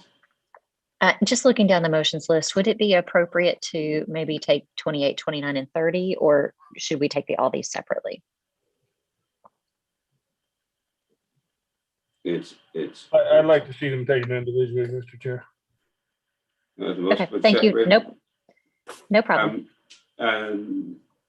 Discussion reference item 28 regarding administrative recommendation. If not, I'll ask Ms. Mathis to call the roll for item 28. Malinowski, No. Pugh, Yes. McBride, Yes. Livingston, Yes. Teresa, Yes. Joe Walker, Barron, Yes. Overture Walker, Yes. Mackey, Yes. English, Yes. Newton, Yes. motion passes. Thank you. That brings item 29. Mr. Hayes. Yes, so this is the administrator's recommendation for the three contractual and statutory groups found on page 90 in the budget book. The same amount approved at second reading is also before council at third reading. So Thank you. You heard the recommendation. Second. Moving proper second. Discussion. It's Mr. Chair. not. Sorry, just a quick question about these groups, because it says contractual and statutory, yet one of the groups made a request for a different funding amount. What governs the amounts that we pay? So for example, with the Central Midlands COG, we have a specific contract. Likewise, do we have a contract with both Loredac and the city center? Well, the LORADAC is strictly pass through, meaning it uses the mini bottle revenue in the general fund. So we're strictly a pass through. The city center partnership, it's not so much as a contract, but it's an agreement by the county to, I guess, along with the city of Columbia, to fund this group. So historically, they always request 75, but we have, without having council approval, kept the amount at the 47,500. Okay, thank you. Any further discussion? If not, I'll ask Matt to call the roll for item 29. Certainly. Malinowski, Yes. Pugh, Yes. McBride, Yes. Livingston, Yes. Teresa, Yes. Joe Walker, Barron, Yes. Overture Walker, Yes. Mackey, Yes. English, Yes. Newton, Yes. motion passes. Thank you. Mr. Hayes, wouldn't item 30 just be contingent upon where we end up with lump sum allocations? So going back, so there is no recommendation for item 30 in terms of what. So your motion a couple of weeks ago tackled quite a few of those groups, not all of them, and then there were some subsequent motions by Ms. McBride, and then there's some who've come in since then. So item 30 itself did not go through, but they were entertained in subsequent motion. So, but we don't need to cover that one now, is what I'm saying, because that. No, right, that is correct. Unless council opts to approve what's in the budget book at that level, of course, council can, or you can go with the motions that follow. That's why I accompanied them with companion motions like 30A and 30B and so on and so forth. Okay. Mr. Chair. Ms. Newton, you recognize. Thank you. I don't want to make this painstaking, and so if Mr. Hayes or you think that this would be too complicated, I will withdraw my request.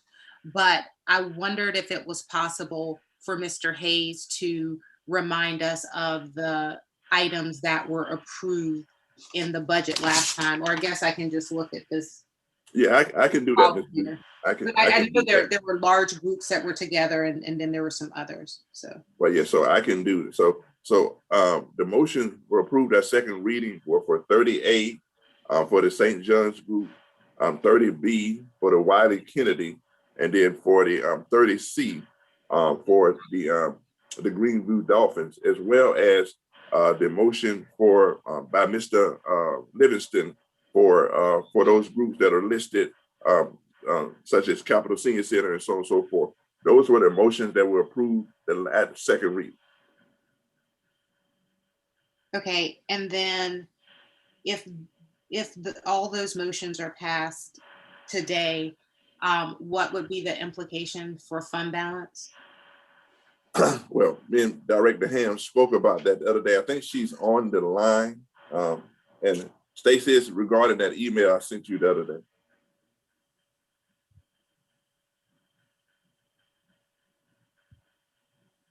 Sorry, I was trying to get to the right unmute. The Stacey Ham, Finance Director. Yeah, that would come out of the fund balance. So that'd be additional to the 8.5 that's already coming out of the fund balance. And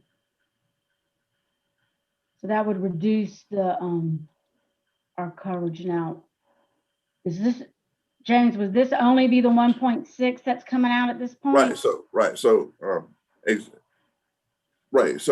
essentially, Miss, and let me give you that total amount right quick. It's because we currently have the amount is the base amount for the fund balance was 5.7. So these additional this was not the lump sum groups. So the lump sum groups would include the 1,451,439 with Mr. Livingston's allocations, the 75,000 for the St. John's, the 60,000 for the Wiley Kennedy, and then 20,000 for the. So that's a total of 1.6. So Stacey, the calculation would be what would be the impact adding the 5.6 to a roughly 1.7.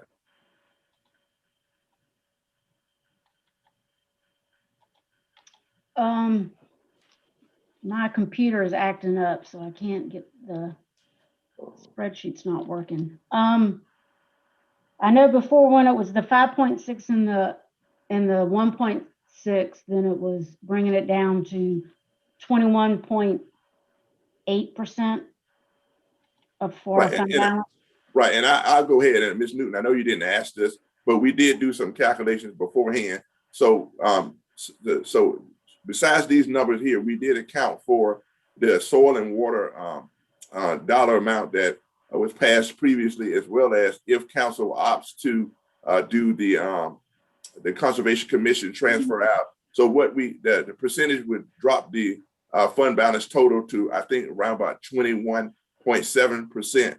So in other words, these additional motions plus what was passed for the soil and water, and if council opts to pass the operating transfer out to the commission, it would bring the total down to, I think, Stacey calculated to around about roughly 21.7%. And again, the goal is to stay between 20 and 35. So we will be getting very close to our minimum. Thank you. Mr. Ratio, Ms. Newton, I'm sorry, you there? Yes, sir. Thank you. Mr. Ratio? Thank you, Mr. Chair. I just wanted to note for the United Way of the Midlands requested amount, I have a new request from them that comes in at Yeah, one. we're gonna, Mrs. Ratio, we're not to that one yet. Oh, we- okay. Thank you. I'll save that for later then. Thank you. Yeah. Where we were is, Has there been a motion, Mr. Chair? my question was to clarify, I asked a question about item 30. And I don't know how you come to a total amount until you finish all the items.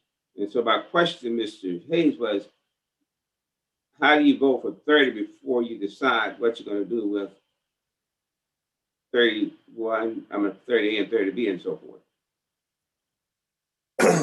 Well, I'm going to attempt to answer your question if I'm certain. Forgive me if I misunderstand you. What I'm saying is that the last council meeting, second reading, excuse me, that 2.2 million was 2.3 million is what was approved for FY21 for those groups. The corresponding amount for FY22 requested is 2.2 million, but there was no motion from administration. Did not make a recommendation on that. So there were companion motions made by yourself and Ms. McBride, which took care of not all, but the vast majority of those groups.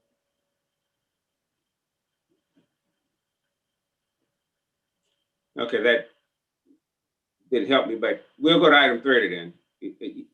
Mr. Chair? Ms. McBride. Oh, I was going to move for items 30A, 30B, and 30C, and then take up item 30 at the end.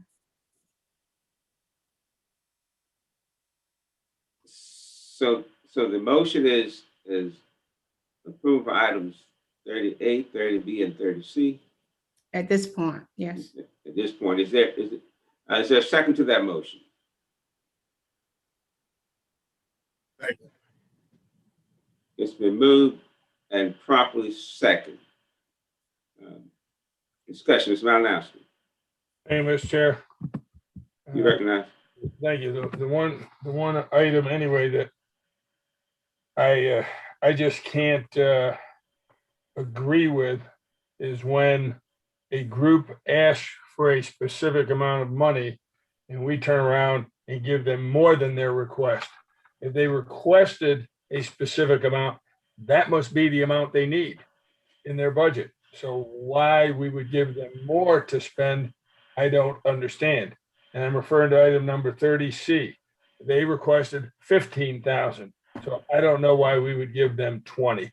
That's just my thoughts on it though. Thank you. Mr. Chair, may I respond? Ms. McBride, you recognize? Yes, the group actually requested the 20,000, but they submitted the 10 in the beginning, but they were actually requesting the 20,000. And that could be my fault because I told them to do the last year. That time we were doing last year funding amount when we knew that we needed additional money. So that was why that happened. Our budget book shows they requested 15,000. So possibly our budget team made a mistake then. No, no, they did request 15,000. I mean, certainly I don't want to overstep Ms. McBride. That was the initial request.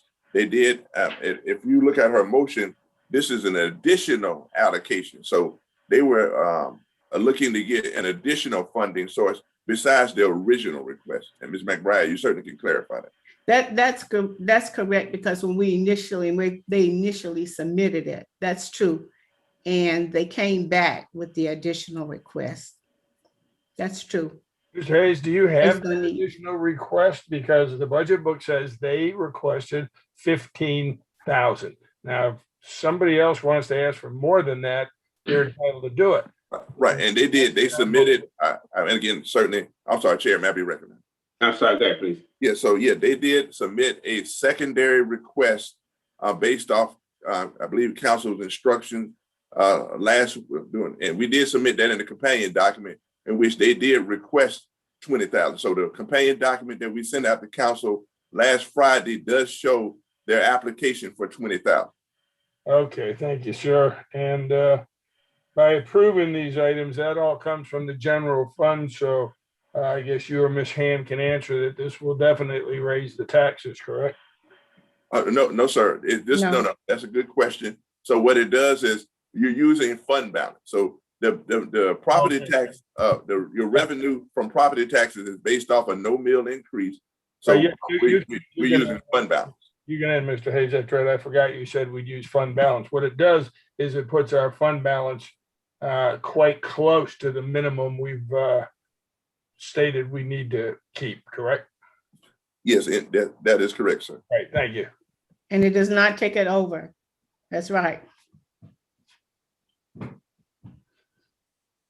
Any other questions reference the motion for the adoption of items 31A,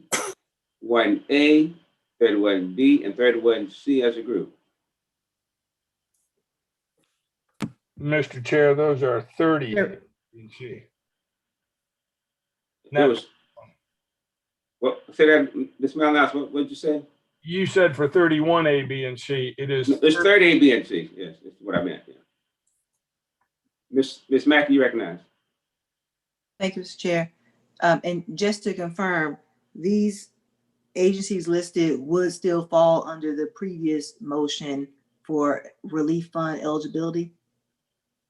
Yes, it referred to, the motion referred to lump sum and hospitality, yes. Thank you. But clarification. Any further questions? Clarification, Mr. Chair. You recognize, Mr. Thank you. On what Ms. Mackey just asked, we don't know unless the administrator can tell us now if these agencies qualify under that relief act, do we? We don't know. That's why the motion communicated that we would need to vet them, but if they did, we will bring them back and let you know they're Right. Thank you. Thank you. Any further discussion? I do have one question.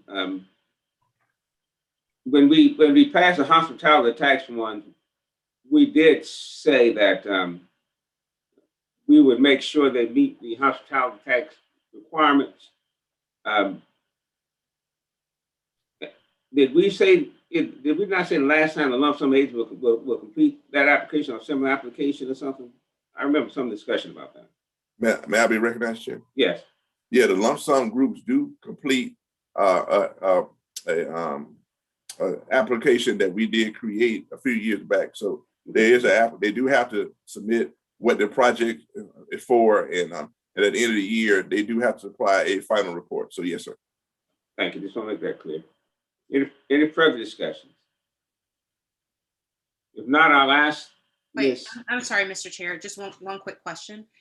Regarding the motion for the relief funds, let me see if I can word this correctly. While it is true that funds that are approved in the lump sum appropriations might be eligible for those relief funds, it's also true that even if they aren't approved for the lump sum appropriations, that they still might be eligible for those relief funds. Is that correct? I'm saying, I'm trying to say. Yes, ma'am, that's correct. This is the only opportunity potentially. Correct. It's not the only opportunity, but we will make no assumptions about what you want to do with the funds. Okay, thanks. Thank you. Any further discussion?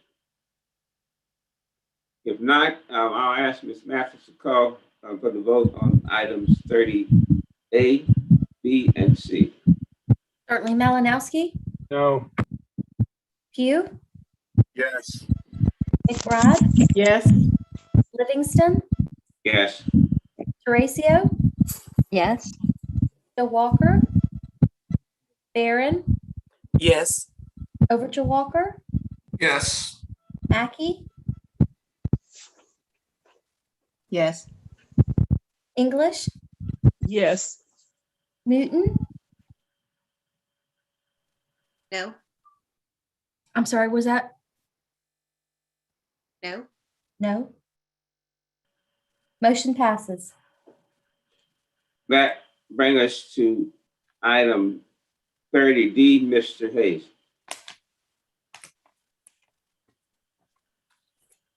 That is the lump sum allocation that was approved last time on the second reading. Mr. Ratio, you recognize. Thank you, Mr. Chair. Just a point of clarification on the list of entities.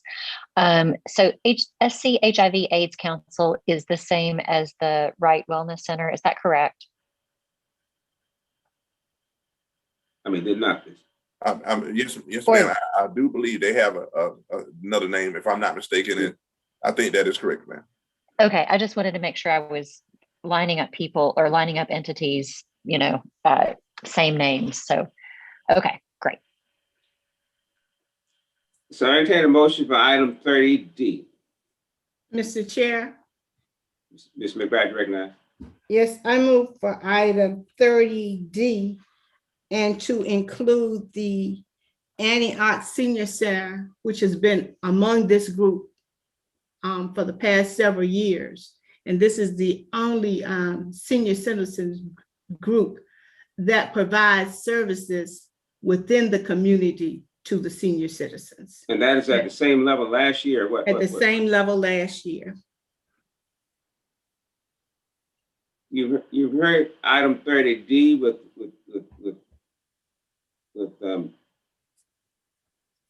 The inclusion of Antioch Senior Center. And I don't know whether you mistakenly or inadvertently left that out. You heard the motion, is there a second? Second. It's a moving properly second. Discussion reference 30D. Mr. Chair. You recognize Ms. Allison. I'm sorry. Thank you. Yeah, just for the Antioch Senior Center, can you give me just a general idea of where that one is? Is that? Yes, that's off of North Main Street. It's let me see where you might recognize. It's in the it's off of North Main. It's in Northeast Columbia. Okay, thank And you. it is, I just was looking for it and couldn't find it. okay, it is the only, well, the one that I recognize, one of a few that Richland County funds that happens to be located in the community receiving the funds. And it's a well-known center and it's full of seniors all the time. And the county has funded for a number of years, just like the others within this group. Thank you.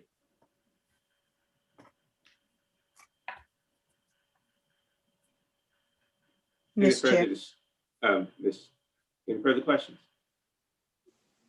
Ms. Chair. If not, I'll ask Ms. Owen to call the roll for the motion. Mr. Chair, I'm sorry, go ahead, you recognize. thank you. Can I get Mr. Hayes to, give a total if that's added in? What's that amount, Ms. Is for the? Okay, hold on. Let me give it to you. 40,000. Yeah.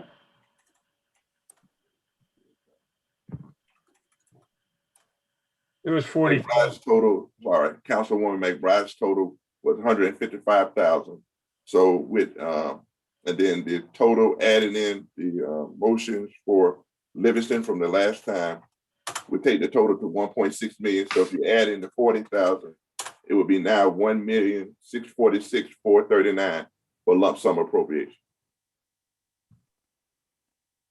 Did that answer your question? Yes, ma'am. Yes, sir. Did that change the percentage at all? Right. Well, it's we have to calculate that. So it's the more we gave you the worst case scenario. So the number that when we calculated earlier, I believe it also included the motion. At the time, I didn't know what council would do. The allocations that are coming up. So we're still within that 21.7% because we hadn't got to the worst case scenario yet. But if we approve this addition, then we've already exceeded the worst case scenario. No. No.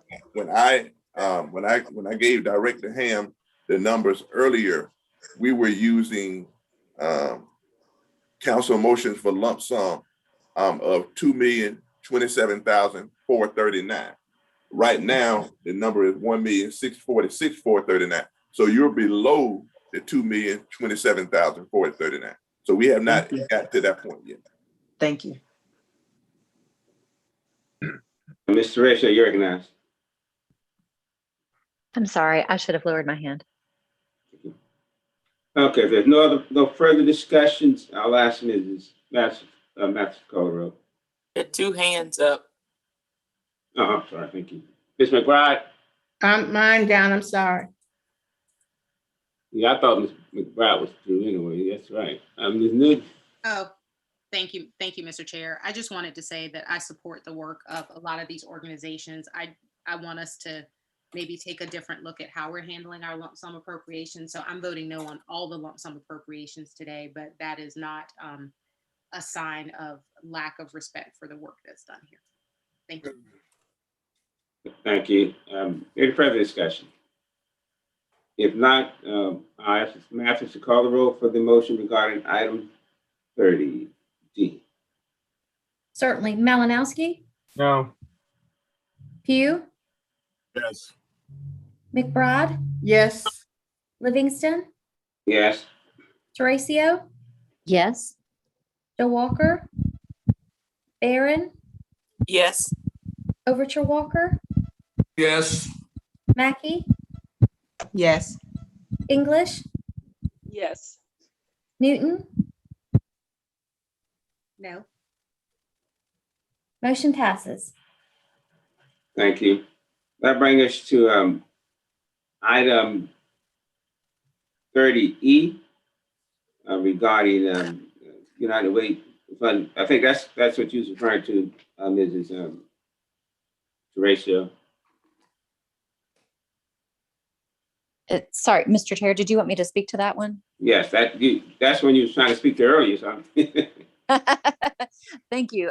Yes, so this one is an item that the United Way then came back with a lesser amount because they believe that perhaps if the county can help with funding in the beginning of the fiscal year, there may be another funding source that comes through later in the year. So I believe that amount is $139,900. And yes, go ahead, Mr. And Mr. the Chair. original request was 281. That's correct. Ms. Newton, I'm sorry, Ms. Teresa, can you repeat that number? Yes, 139,900. Yeah, I didn't get you on your email the other night. It didn't have an amount, so I used 150. So this is actually okay. slightly better. Okay. Yes, so just slightly better. And so for this one, I would move to approve at that lesser amount. I'll second that motion.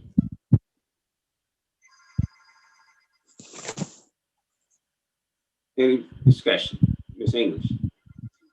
Mr. Chair, thank you.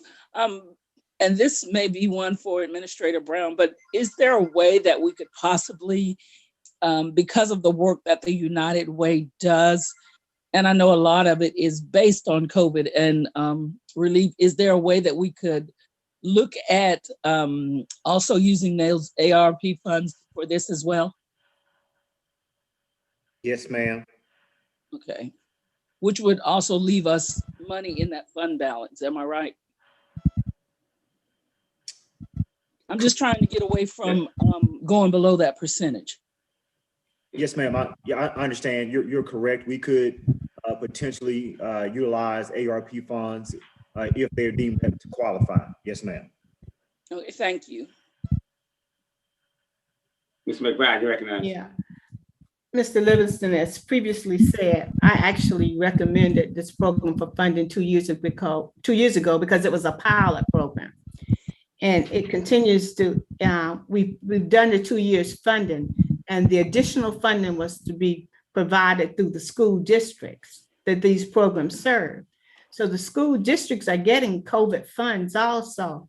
And I just think that they need to take the responsibility, if they value the program, to fund it. The school districts, and I think Mr. Malinowski and Mr. Hayes just gave us the amount of money that the school district has that has not been used. They can fund these programs, and I'm like Ms. Newton. She always says she supports a program, but then vote against it. But she supports the intent of it. I support the intent of this program, but I think it's the responsibility of the school district. Citizens pay tax monies for the school districts. They get taxes. They get our taxes, and they need to be responsible for this program. There are so many other programs that don't have any place else to go to get the funding. And I just don't think that we should continue to fund this, and we should hold the school district accountable. And I would go along with Ms. English if possible, if the school district does not want to step up, and if they don't want to step up, then I don't know how the program is going to be continued successfully, that we may look at the county's relief funds. That's just my position on it. Thank you. I have Livingston next. I'm extremely familiar with this program. I've gone to several of their sessions and so forth.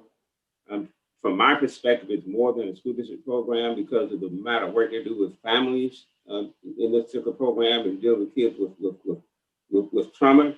It is true that they present this as a pilot program, but they clearly explained to us the reason why they need to continue because of the COVID in last year did not allow them to do what they need to do as it relates to the pilot program. And I clearly understand that.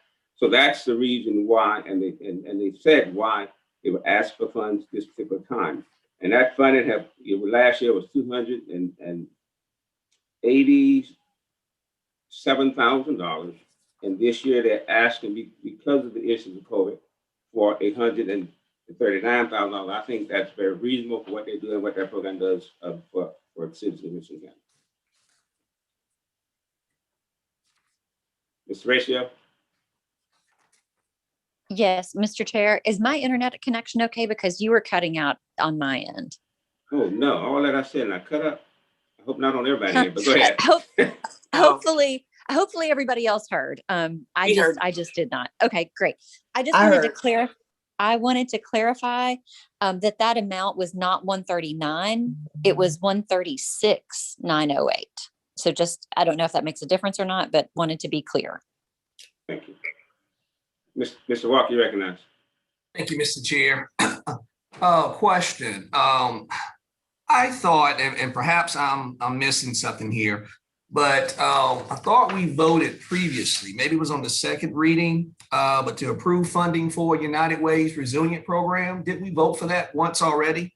And if so, this most recent ask, which is for $136,900, that funding would also go toward the resiliency program? No, the vote before, we didn't support it before, and so and was asked to be put back on for the third reading. So no, it did not. We did not approve that amount before. No.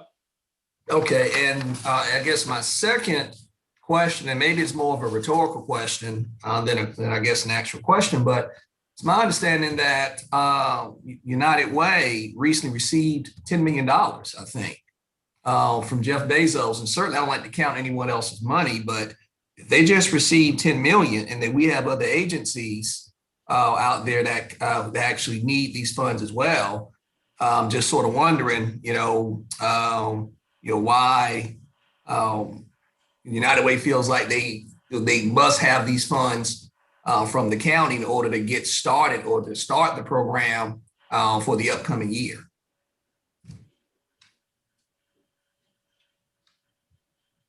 Well, we didn't apply that to every agency, but I understand your concern. Ms. Barron?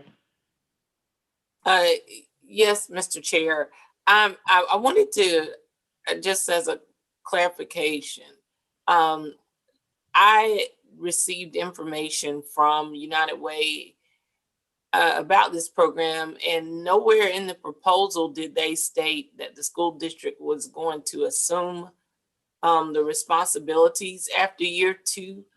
Perhaps or I'm sorry, after year one. So could someone from the past council, or that was seated before me, speak on what was the original agreement and the original intent when we gave these funds out? Mr. Chair? Ms. McBride, you recognize. Yes, I worked closely with the United Way when this was done. And the intent was for 2 years. We did 2-year funding for a pilot project. In fact, it was supposed to be a research. Part of it was research. And the intent was for the school districts or others to continue funding it. It was not the intent for us to fund it year after year. I would have never consented to being one of the persons that promoted the program. Additionally, at the time it was done, they submitted, they thought it was too late to get into the school district's budget. And I just want to thank Mr. Walker, because these other programs that we're not funding and we're taking an hour to discuss $5,000, they don't have any place else to go for funds. This particular program, the United Way has the funds, or the school district has the funds. We're not funding all these other programs in need that they have no place to go. And then we're thinking about giving these big organizations that have money, or there are other opportunities to get funding. I just don't understand it. Thank you.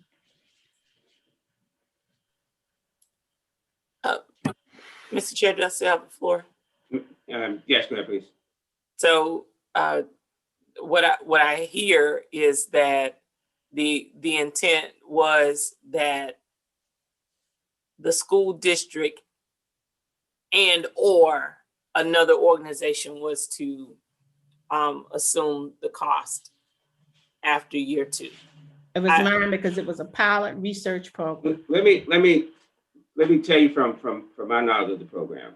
I don't know who or what the intent was as far as funding the program after the pilot, but I do know that what we were funding is a 2-year pilot program. And as I said before, what they're asking for is for us to fund them out with funding now so they can complete the pilot, because they were not able to do so because of COVID. Thank you.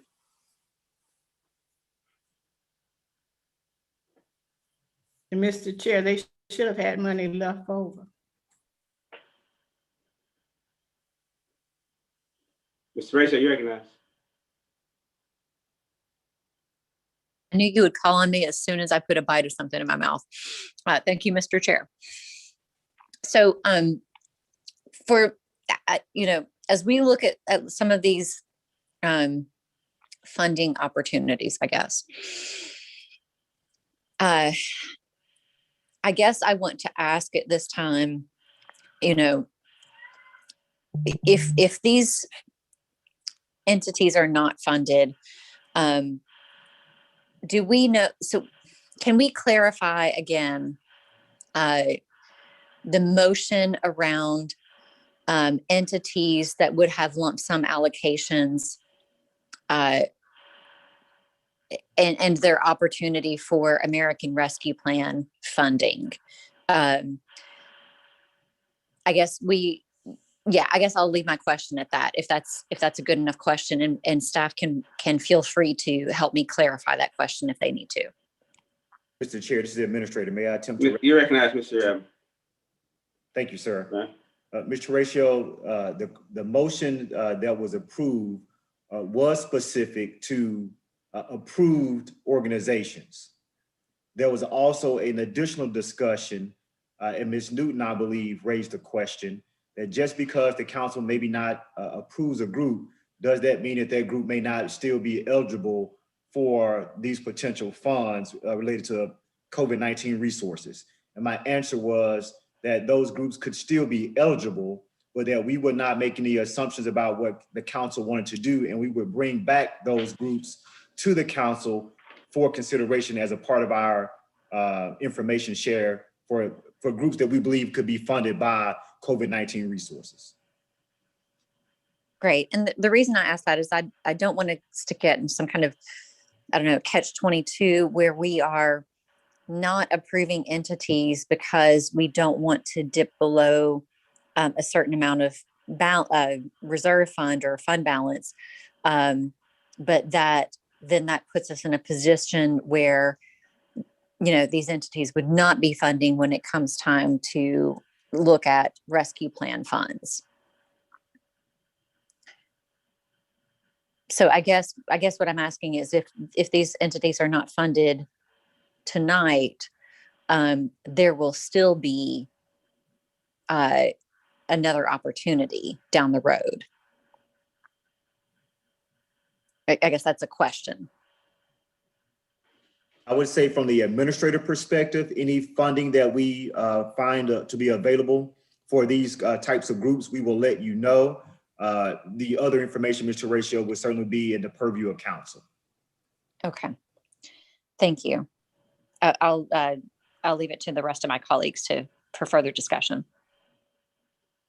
Mr. Malinas, you recognize. Thank you, Mr. Chair. I will concur with Councilwoman McBride's comments on the 2-year program and then the responsibility moving to the schools. And while maybe I didn't mention it fully, I realize that like the county, the schools have certain percentages that they're required or they want to keep in their fund balance, but so do we at the county. But when the school districts rival or exceed the county's total fund balance, and they're two smaller, I would say, entities than the county, then I think we need to possibly look again at fund balances and what should be done with them. We have one district out there that has about 40 million in a fund balance and another one getting close to 70 million as the information that I've received.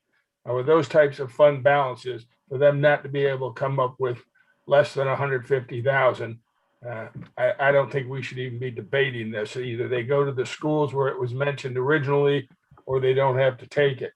And as far as the county's fund balance, did we, Mr. Hayes, was that an ordinance that was passed that we maintain our fund balance at that between 20 and 35%?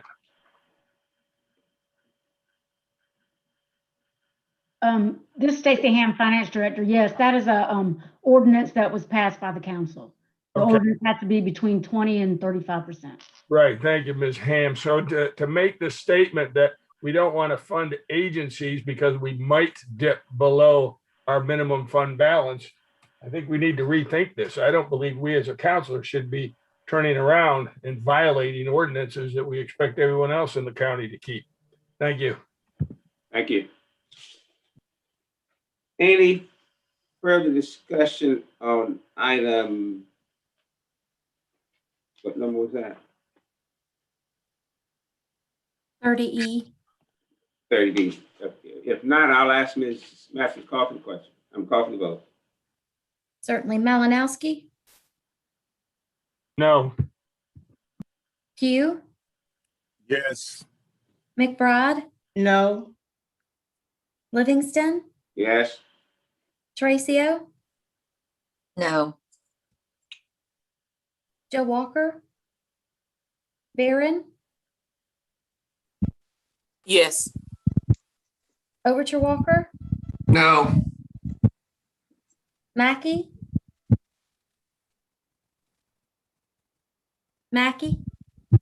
Ms. Mathis, I'm not voting.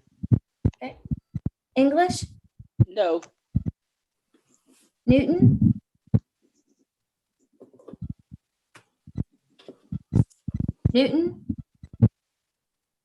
No. motion fails. Thank you.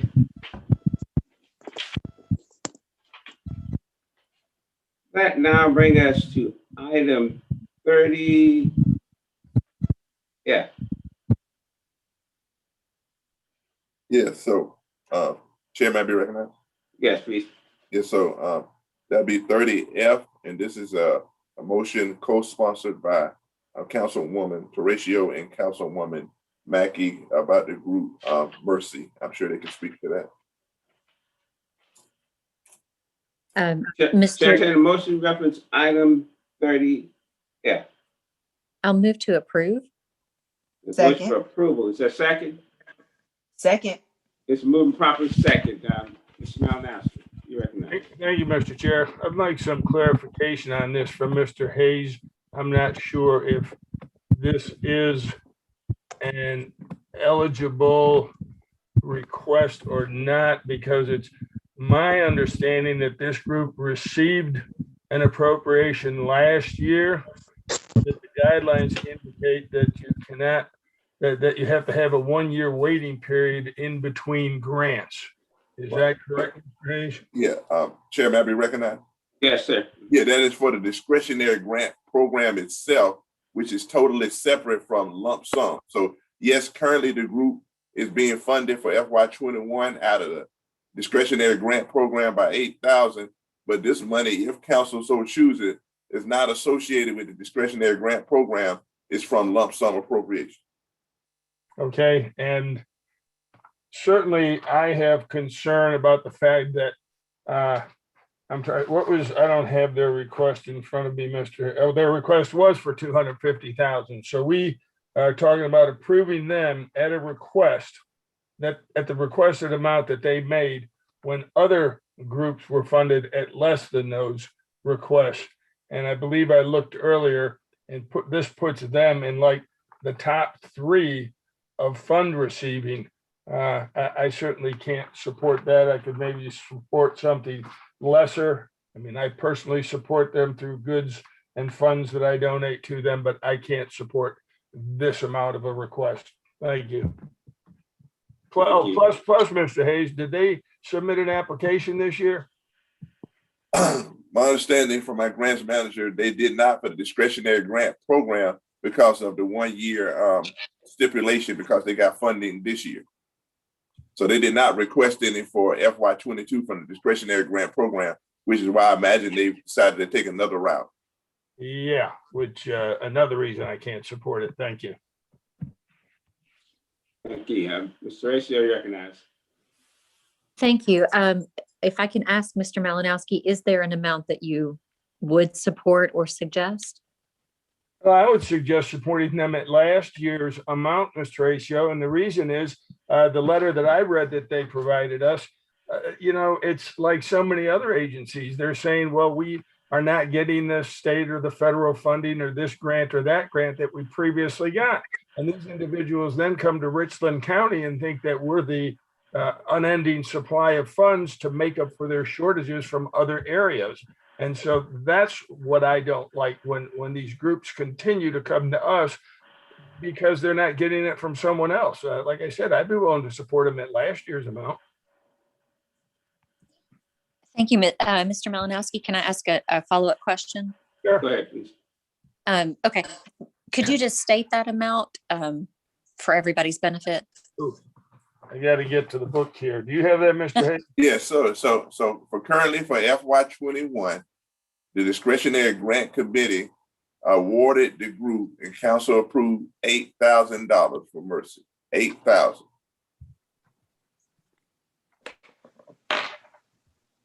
Mr. Chair. Mr. Horatio, you have the floor. That's okay. I'll yield to Ms. Mackey. Ms. Mackey, you recognize. Yes, thank you, Mr. Chair. Appreciate it.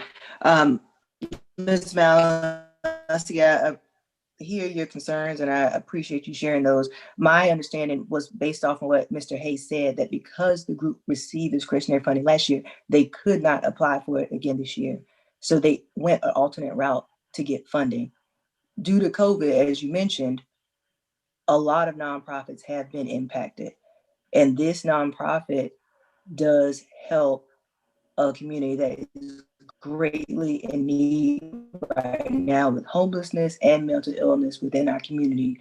And if we look at several organizations that we have already funded tonight, I don't see how we can sit here and say, or talk about that they continue to ask for requests when so many others have continued to ask for requests tonight. So I do support the requested amount, and I believe that it is needed right now. Ms. Ings, you recognize. I just need clarification. Thank you, Mr. Chair. On the amount, you said 8,000, and I'm looking at, if I'm not mistaken, 250. Yes. Yes, so, Not eight, all right, but so the eight. discretion, yes, so the amount for FY 21 is 8,000. That's a huge difference. Ms. Angus, your voice is going out. Can't hardly hear you. At least I I cannot. was just wondering what the significant was in the difference between last year and the amount we have here. That's my question. Well, I can't speak to the application, but I'm just saying there are two different programs. The discretionary grant program itself is only 200,000. So the maximum amount that a grantee would be awarded is 10,000. Lump sum groups, of course, are at the discretion of full council approval. So as you can see, those amounts often are, well, sometimes are significantly higher than smaller dollar amounts. So two different pots of money in the short answer. Thank you, sir. I truly understand that. Appreciate you. Thank you. Ms. McBride, you recognize. Yes, sir. This is another one of those programs that potentially could qualify for the COVID relief funds. And they would have the opportunity, even if we don't fund them, if we don't approve this request, they would have the opportunity to submit an application for that funding. And just looking at it, seems like it would be eligible for that type of funding. Now, is this program for Richland County residents only? Does anyone know? Mr. Chair, can anyone answer that? Well, I can't. We don't currently have an application. So I can't speak to that, man. because we don't know whether they serve Richland County or Lexington County. No, we do know they serve Richland County. We just I know, but we don't know what other counties they serve. So I guess that's one of my concerns is what other counties are being served and how do you know where the money is going? But I do think they might be eligible for the COVID relief funds, American Relief Funds. Ms. Mackey recognized. And then Livingston. Thank you, Mr. Livingston. Yes, I agree with Ms. McBride that this organization, would, as you would think, qualify for COVID relief funds. And just like many others that we've already approved tonight, I think they fall under that initial motion that we made in the beginning under lump sum H-tax that we can look at considering those later. But again, they do support a great deal of citizens in Richland County. We just don't know how many. But like I said, Livingston and Walker. I'd like to offer a substitute motion that we fund them at $150,000 instead of the $250,000. I'll second that. Well, Mr. Chair, I'm not sure what I had to say would change any minds, but I think I have an answer to the question regarding, who all this organization, services. It's my understanding that. The motion moved in second. I will recognize you for discussion. Okay. Go ahead. All right. I was going to say, Mr. Chair, it's my understanding that this organization services, I think it's like 98% of who they service live in Richland County, and I think 2% Lexington County. Thank you. Thank you. Thank you, Ms. Walker. Any further discussion? Again, there's a substitute motion moved and properly second for $150,000 for Mercy. Any further discussion? Ms. Walker, your hand's still up, or you? Oh, yeah. You through? You take my hand down. If there's no further discussion, then I'll ask Ms. Masters to call the roll for the substitute motion. Certainly. Malinowski, Yes. Pugh, Yes. McBride, Yes. Livingston, Yes. Teresa, Yes. Joe Walker, Barron, Yes. Overture Walker, Yes. Mackey, Yes. English, Yes. Newton. Newton, I apologize. She texted me and said she had to step out for a minute. okay, motion passes. Thank you. That brings us to item 30G, correct? Mr. Ratio. Yeah, 30G is a motion by Councilwoman Teratio for the animal mission. Mr. Chair, Mr. Ratio, recognize.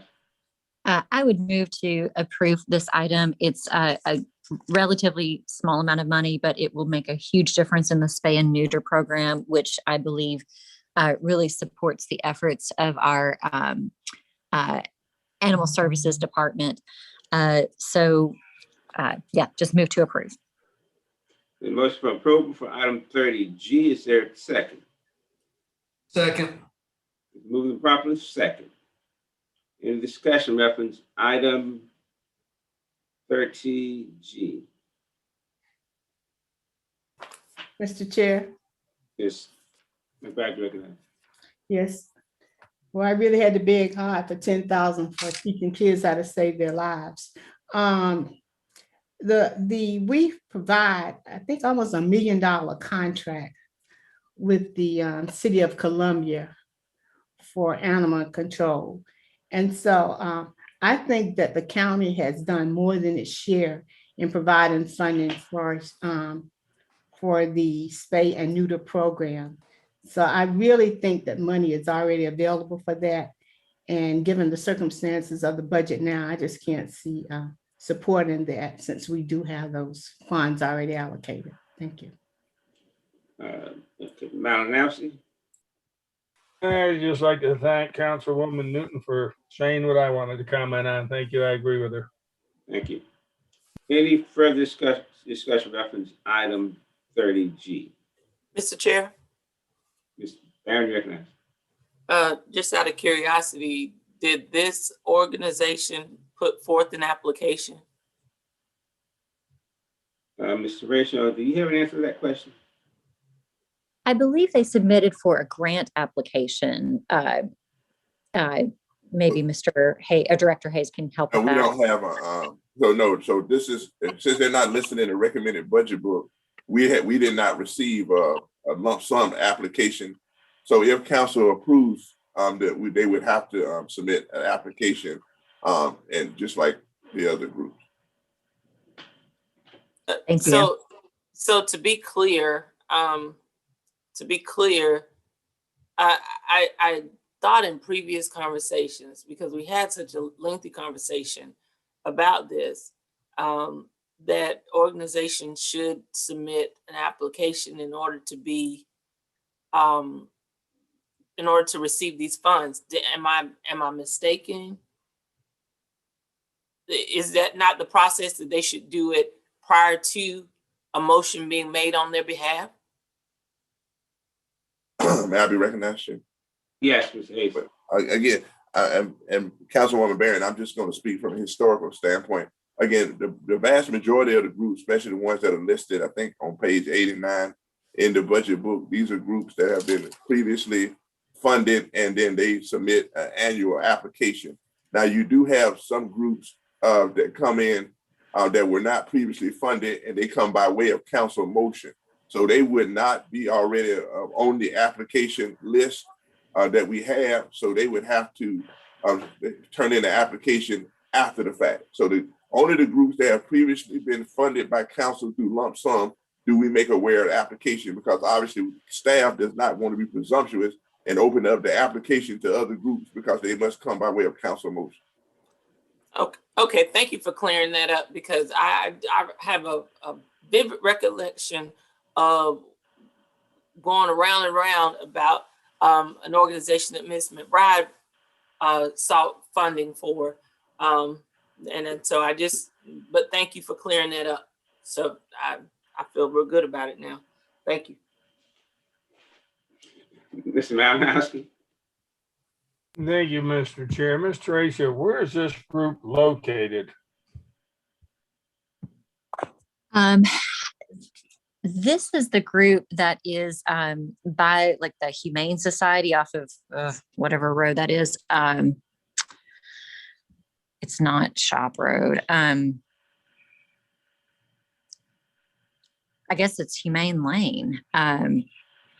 So they are the ones that when you go to the Humane Society, you can get the certificate to get your cat spayed or neutered. I actually did that myself. So yeah, that's those people. Okay. But and I was under the impression that they had actually received some funding in years past, but that we do not have an information for them on file. Just I've been triple checking. recognized, Chair. May I be recognized? Yes, Mr. Davis. So there are two, well, I want to give a point of clarification going back to something what Ms. Barron said. The group did submit an application for the discretionary grant committee for FY22. They just were not awarded any funding. But remember that the discretion, and now this answers to Councilwoman Horatio. So yes, the group has received funding in the past. I think they've gotten funding in HTAX before for their peanut boil. But specifically for lump sum appropriation, they have not received any funding in the past. So that's the difference. And so we're talking about different pots. So they applied for they did submit an application for the discretionary grant committee. The committee did not recommend them. And I suppose that's why they sought to ask for a council member to sponsor a motion from lump sum appropriations. But we as a staff do not open up lump sum to groups that were not previously awarded, because those are council motions only. Okay, thank you so much for that. Thank you. Any further discussions for reference item 30G? If not, I'll ask Ms. Master to call the roll for the motion for item 30G. Certainly. Malinowski, No. Hugh, No. McBride, No. Livingston, No. Teresa, Yes. Joe Walker, Barron,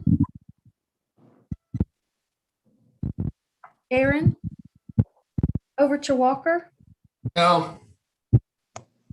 Mackey, No. English, No. Newton. Motion fails. Ms. Mathis, Yes, please record me as a no. thank you.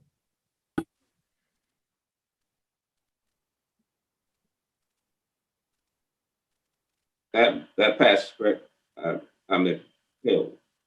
brings us to item 31. Yeah, so these are the groups, the lump sum groups, and the other fund, let me clarify, besides, so like temporary alcohol, so on and so forth, council did approve the amount at FY21 funding level, and the same amount is before council for third reading.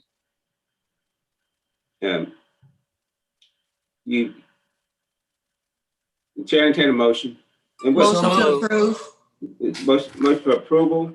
Second. It's proper second. Any discussion? This Matthews can call roll for item 31. Malinowski, Yes. Hugh, Yes. McBride, Yes. Livingston, Yes. Teresa, Yes. Joe Walker, Barron, Yes. Overture Walker, Yes. Mackey, Yes. English, Yes. Newton, No. that was a no. I don't know, Ms. Newton, are you back? Yes. I thought she had to step away for a minute. Can you not hear me? Oh, I can hear you now, yes. Okay, sorry. So I voted no. Thank you. Motion passes. Thank you. That brings us to item 31. It's the same chair as. Wasn't that one included in the other ones? Right, yeah, so it's already covered. Right, thank you. We had That brings, special revenue fund. And those, all of them had the administrators recommended, council approved, the administrators recommended. But there's one corresponding motion for 38A. I'm not sure if council is going to group them or go one by one. Mr. Chair. Mr. Mallon, you recognize. Thank you. I'd be willing to make a motion. However, I'd like some clarification, Mr. Hayes. As I look at my budget book on the page 132 that you reference here, the administrator's recommendation amounts are different than a lot of these. Could you explain that? Well, for a few of them.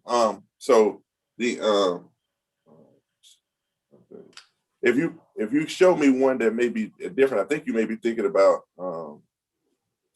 All right, let's take a look at temporary alcohol permits. Temporary alcohol permits, the recommendation is 120,898. And in here you have 170,000. Right. So, okay. Yeah. Okay. Now let me explain the difference. Right. So there's some, so for that 170 for temporary alcohol versus, but no, that amount should also be listed. Right. But let me go to that page, Mr. Malinowski. I'm sorry. Let me go to page 132. I know exactly. Is that including, there's two different things, one for solicitor and one. Right. So if you add those two numbers together, it gets you to 170. Okay. So a couple of these are added together. Yeah. I know victims. The other one's like 49,000 and something another, but it's those two numbers. So those are two different, what we call keys, but those amounts together will equal that 170. Okay, so I would move to approve the administrator's recommendation on items number, well, now, what about the Conservation Commission? Right, that would be, maybe you may want to take that one up separately because the administrator, there's an motion by Councilwoman Terratio, so you could opt to group everything and keep 38 and 38 out if you opt to. Okay, I would make a motion right now, Mr. Chair, to approve the administrator's recommendation on numbers 32, 33, 34, 35, 36, and 37. The motion, is there a second to the motion? Second.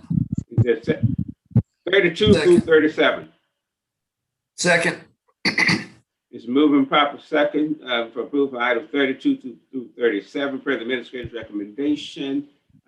Ms. Newton, you recognize. Sorry, Mr. Malinowski made the motion I was going to make. I lowered my hand.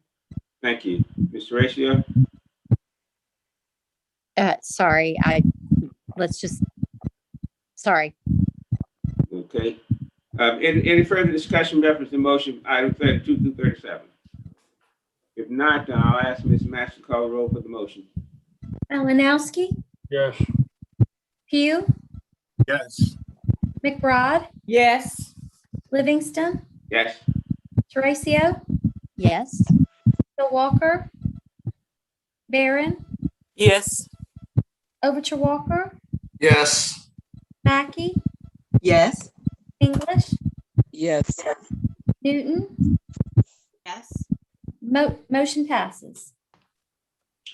Thank you. That brings us to item 38.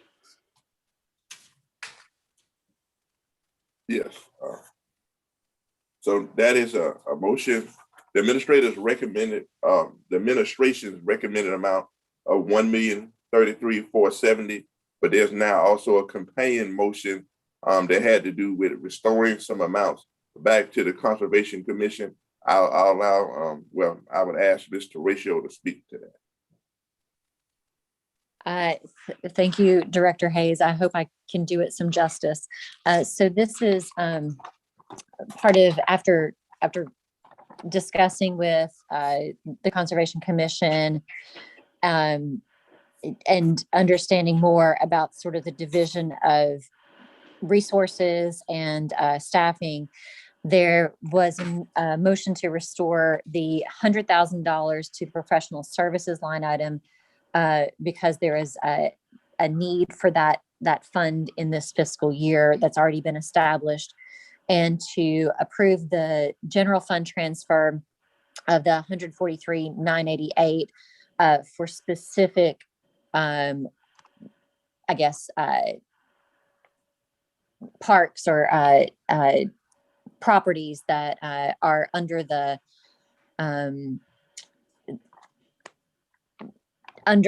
conservation funds, I guess, responsibilities. So those two amounts, but the only increase would be the $100,000 for the professional services. And then the other piece, I guess the third piece of it is that going forward, unused general fund dollars would be returned back to the general fund, but the millage fund monies would be able to be reserved in the special revenue account for that to save for future projects. Does that Chairman, kind you of speak? recognize that Yeah. this is your point of clarification. Yeah, Mr. Hayes. So the net impact, so again, the administration recommended was the base 1,033,470. That is for the millage funded conservation commission. What this motion would do would add an additional 100,000 to the conservation commission budget to make it 1,133,470. The 143,988 would go to supplement conservation funds as the general fund supplement that council has approved. So in other words, the total budget would go from 1,033,000 to 1,133,000. And besides millage revenue to support it, they would also get the 143,988 to support that 140, that 1,133,000. So that's it. So in essence, it would raise the budget by 100,000, and we would use, instead of using all of their fund balance to fund it, we would use, if council so choose, how the mechanism we've done the past couple of years, use general fund operating dollars to supplement that. Okay, Mr. Walker, do you have a question? Yes, thank you, Mr. Chair. So I am somewhat confused. Okay. Just to make sure I follow, I guess this is my questions for you, Director Hayes. Yeah. So the $1,033,470 on this item 38, that comes directly from the Conservation Commission's millage, right? Well, a portion of it, right? 800 and so the county auditor's number for that number this year was roughly 891,500. So we were going to use the supplemental amount from their fund balance of, I want to say it was like 140-something thousand. So it would be a combination of their millage plus also their fund balance. So that gave you the 1,033,470. Okay. And then under that scenario, there was no general fund dollars supplementing it. It was all millage money, either from the current year revenue projections or their fund balance. Okay. And so now, on line item 38A, that amount is $100,000, correct? In addition, so the budget would go from, if council opts to go from 1,033,000 to 1,133,000. And instead of all of that being supported by the Conservation Commission millage and fund balance, it would be supplemented by the general fund. So in essence, lessening the amount of their fund balance that you would need to balance the budget. So how do we get to the 143,988? That's where I'm getting lost. Okay, yeah, I have no problem answering that. So that is the amount, based going back to FY18, that council voted to support two parks, Pinewood Lake Park and Mill Creek Cabins, at that amount ever since FY18. And that is the amount that the general fund has been supporting the Conservation Commission over the last several years. But initially that amount was not going to be recommended by the county administrator, as he mentioned earlier. But now this motion is to restore that funds coming back to the commission. So that's my understanding, sir. So Director Hayes, so the 143,988, is that in addition to the $100,000? No. So the way I can explain it might be this. So if you look at this, so you basically have the 1,133,000 is your total budget for the commission if council opts to give them the additional 100,000. So Okay. that's on the, what you would say, the left side of the ledger. That is the expenditure. The right side of the ledger is what is used to fund that. What is used to fund that 1,133,000 is their own millage to the tune of roughly 891,500. The general fund, 143,988, and the residual difference would be their use of fund balance. Okay. Does that make sense? Yes, I follow now. Thank you. Any, Ms. English, you recognize? I feel like a deer in headlights. You just lost me. So you guys, please forgive me, indulge me. I know this is the third reading, and because of recommendations on the first and the second, there was nothing there. But is this amount not covered in the 1,033,470? So may I be recognized here? Yes, please. Yeah, so the initial 1,033,470 did not include this extra 100,000. Thank you, So sir. so if council opts to approve it now, this extra 100,000 will push the budget from 1,033,000 to 1,133,000. Gotcha. I got it. Now that made sense. Thank you, sir. Any further discussions? Yeah, Mr. Chair. Mr. Malinas, you recognize? Thank you, sir. Mr. Hayes, I'd like a little more clarification on the $100,000 and why we're putting that amount in. Mr. Malinowski, I'll have to answer that question, sir. That was a recommendation that came from me based off the work that I did, sir. May I respond to that, please? Yes, please. So in reviewing the overall budget of conservation, and if I can take you back to an earlier part of our conversation, that the entire review included what at the time was two entities, both the commission and the district. So until I was able to pull apart the funding associated with these two agencies, the original budget recommendation did not separate them. So the general fund dollars associated with the conservation budget was viewed as a whole. Specific to the $100,000 in professional services, the Conservation Commission has routinely budgeted $279,000 in professional services. In reviewing how much money had been routinely spent over the last few years, that average was somewhere close to $46,000. So at the time of my budget recommendation before council, it made sense to reduce that line item. But when we reduced that line item, what we did not consider was that that was money associated with the millage that you provide to the commission. So it is my understanding that I, as the county administrator, do not get to tell the commission what to do with their millage funds. Those are items that have to be addressed by council. So the budget recommendation, again, did not consider that that money was addressing their special revenue fund. So that's where the $100,000 is coming from. Councilmember Malinowski is really, that's why the word restoring is put there. It's restoring those funds to the Conservation Commission as a part of their millage. And again, that's certainly up to council whether or not you want to do that, but I do not believe I, as a county administrator, can remove millage funds from an agency.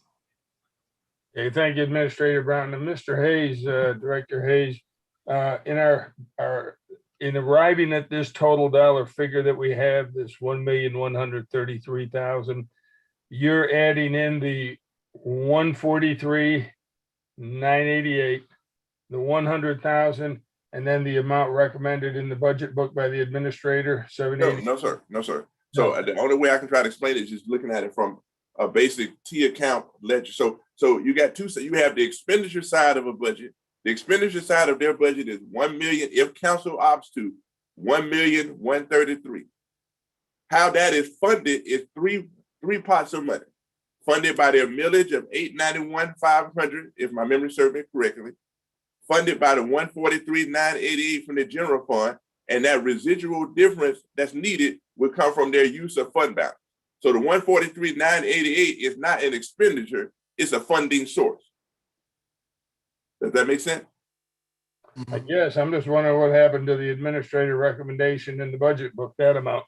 No, that 1 million, that 1,033,470 is the base amount. What Mr. Brown is saying, that amount goes up by 100,000 because they're truing up the budget by restoring that one other $100,000 that the commission is asking for and routinely has been budgeted for. So the base amount remains there. It's just being increased by 100,000. Okay, go ahead. I won't prolong it. Ms. Mackey? Yes, sir. So Mr. Hayes, is it fair to say that this money cannot be received from any other funding source? Well, I think Mr. Brown may. Mr. Brown, did you want me to answer that, or? Are you referring to the millage money that we're talking about, Ms. Mackey? No. Okay. The money that you're saying you want to move to restore.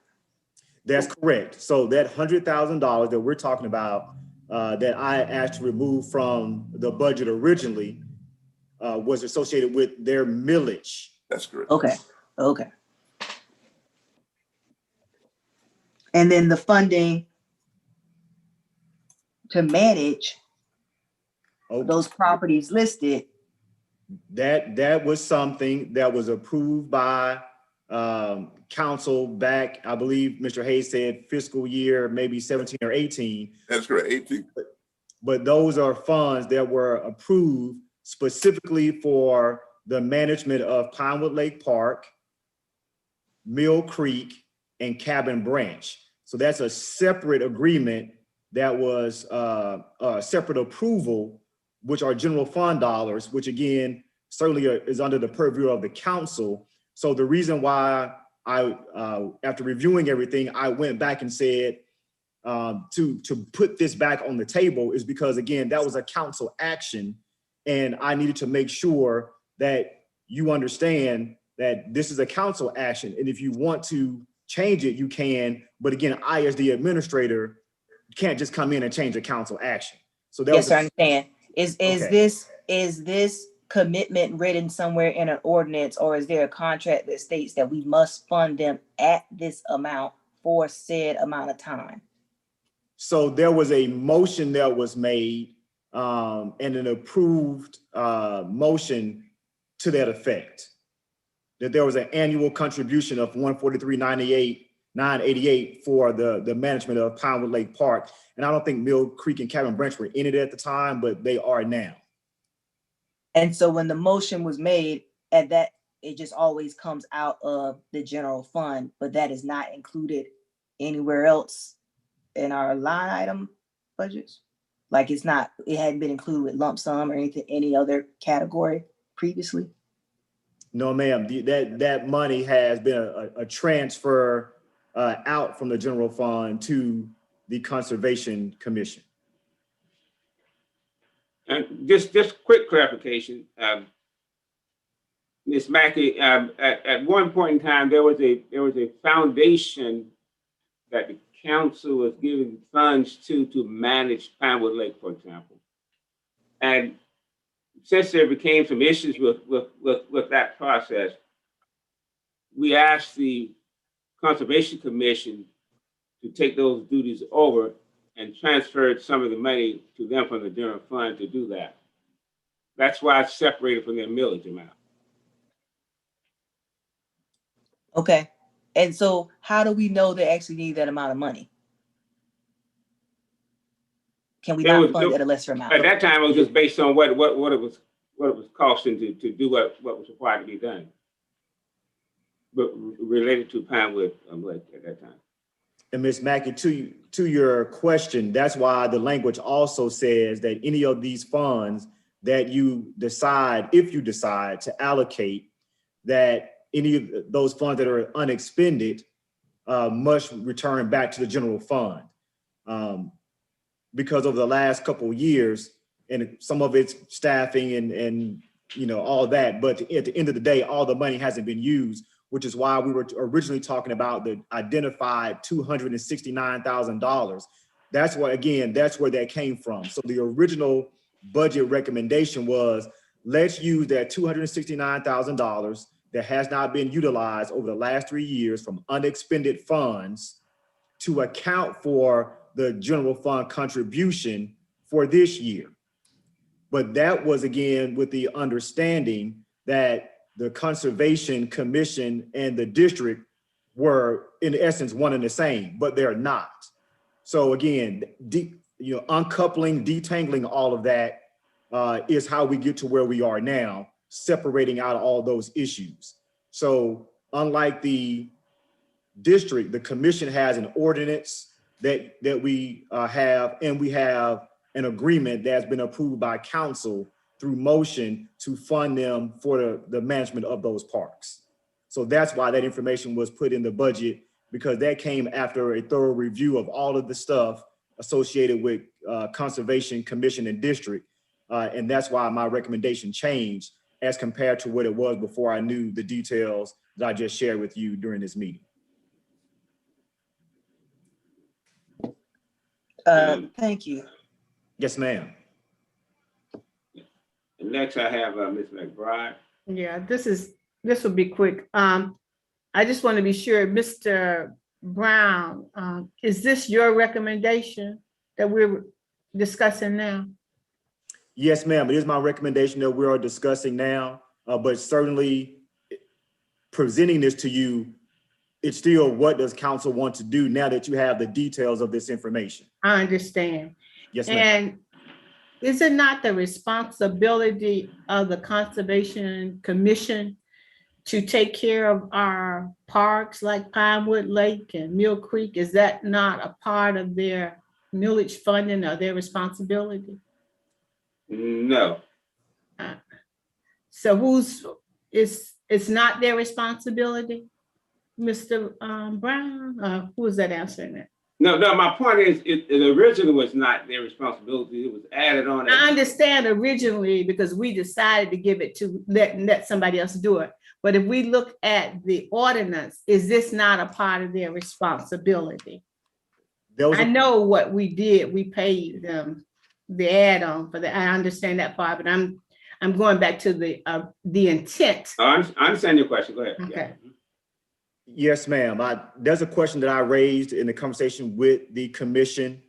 And from their perspective, they see it as different work in terms of management of the park asset versus, I guess, conservation and preservation.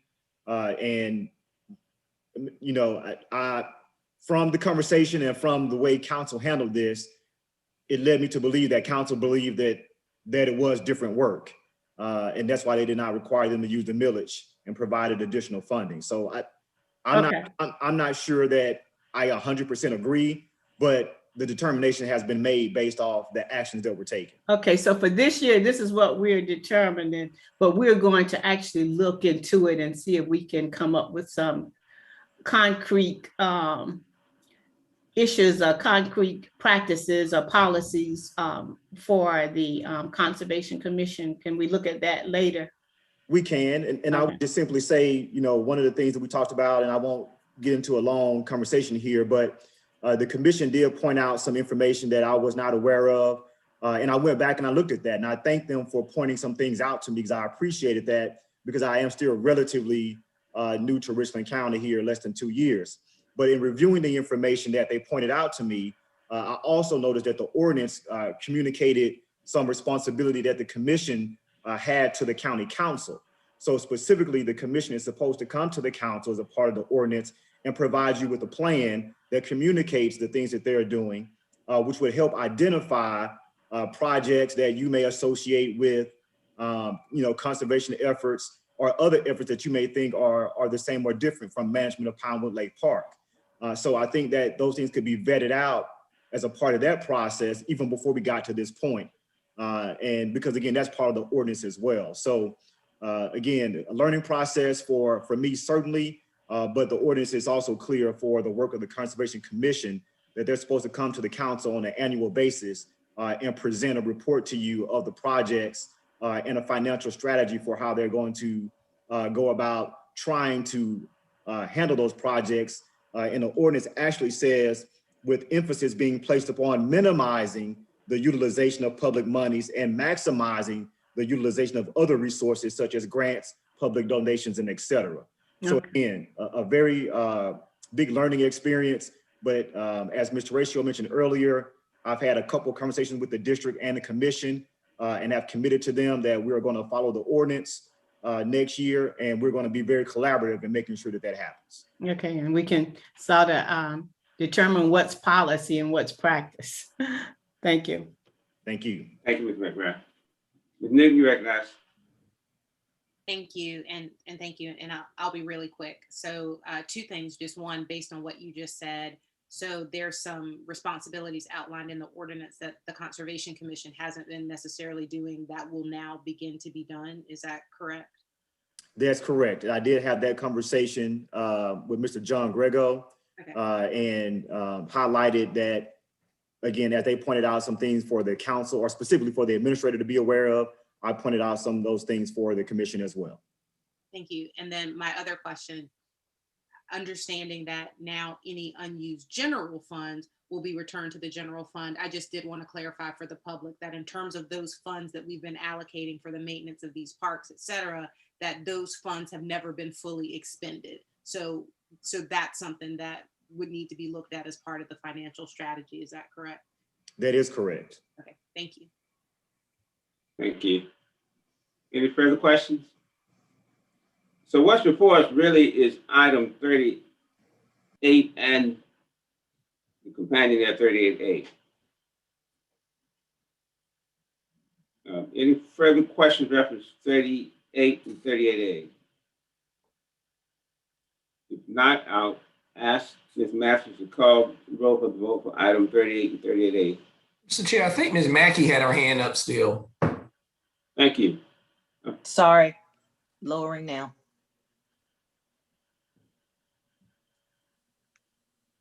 Okay, any further discussion?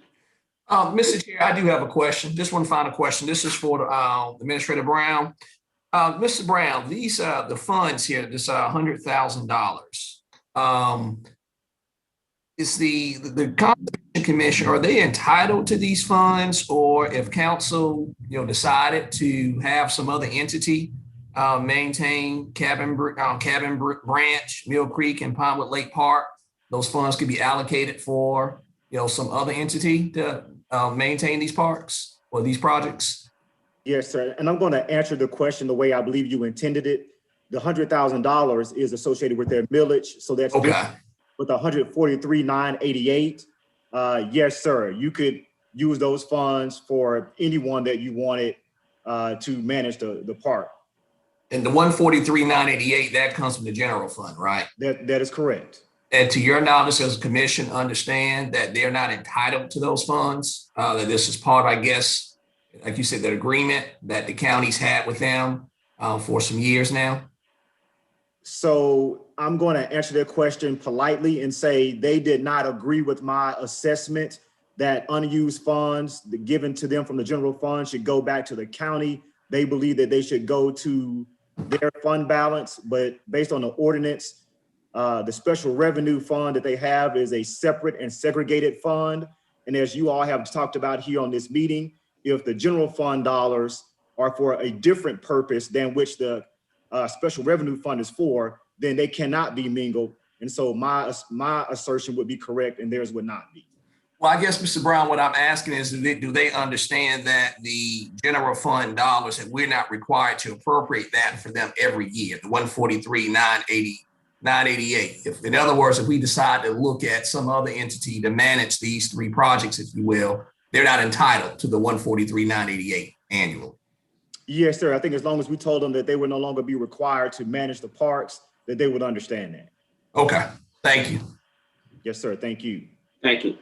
In addition to questions reference item 38 and 38A. If not, I'll ask Ms. Master to call the roll. Malinowski, Yes, for this year. Pugh, Yes. McBride, Yes, for this year. Livingston, Yes. Teresa, Yes. Joe Walker, Barron, Yes, with the review. Overture Walker, For this year, yes. Mackey, Yes. English, Yes. Newton. Newton. Motion passes. Madam, Miss Mathis, can you hear me? I can hear you now. Okay, so I'm not sure what's happening with my audio, but I did vote yes. Yes. Thank you. Now that brings us to item 39 on your list, Neighborhood Improvement Fund. Motion to approve?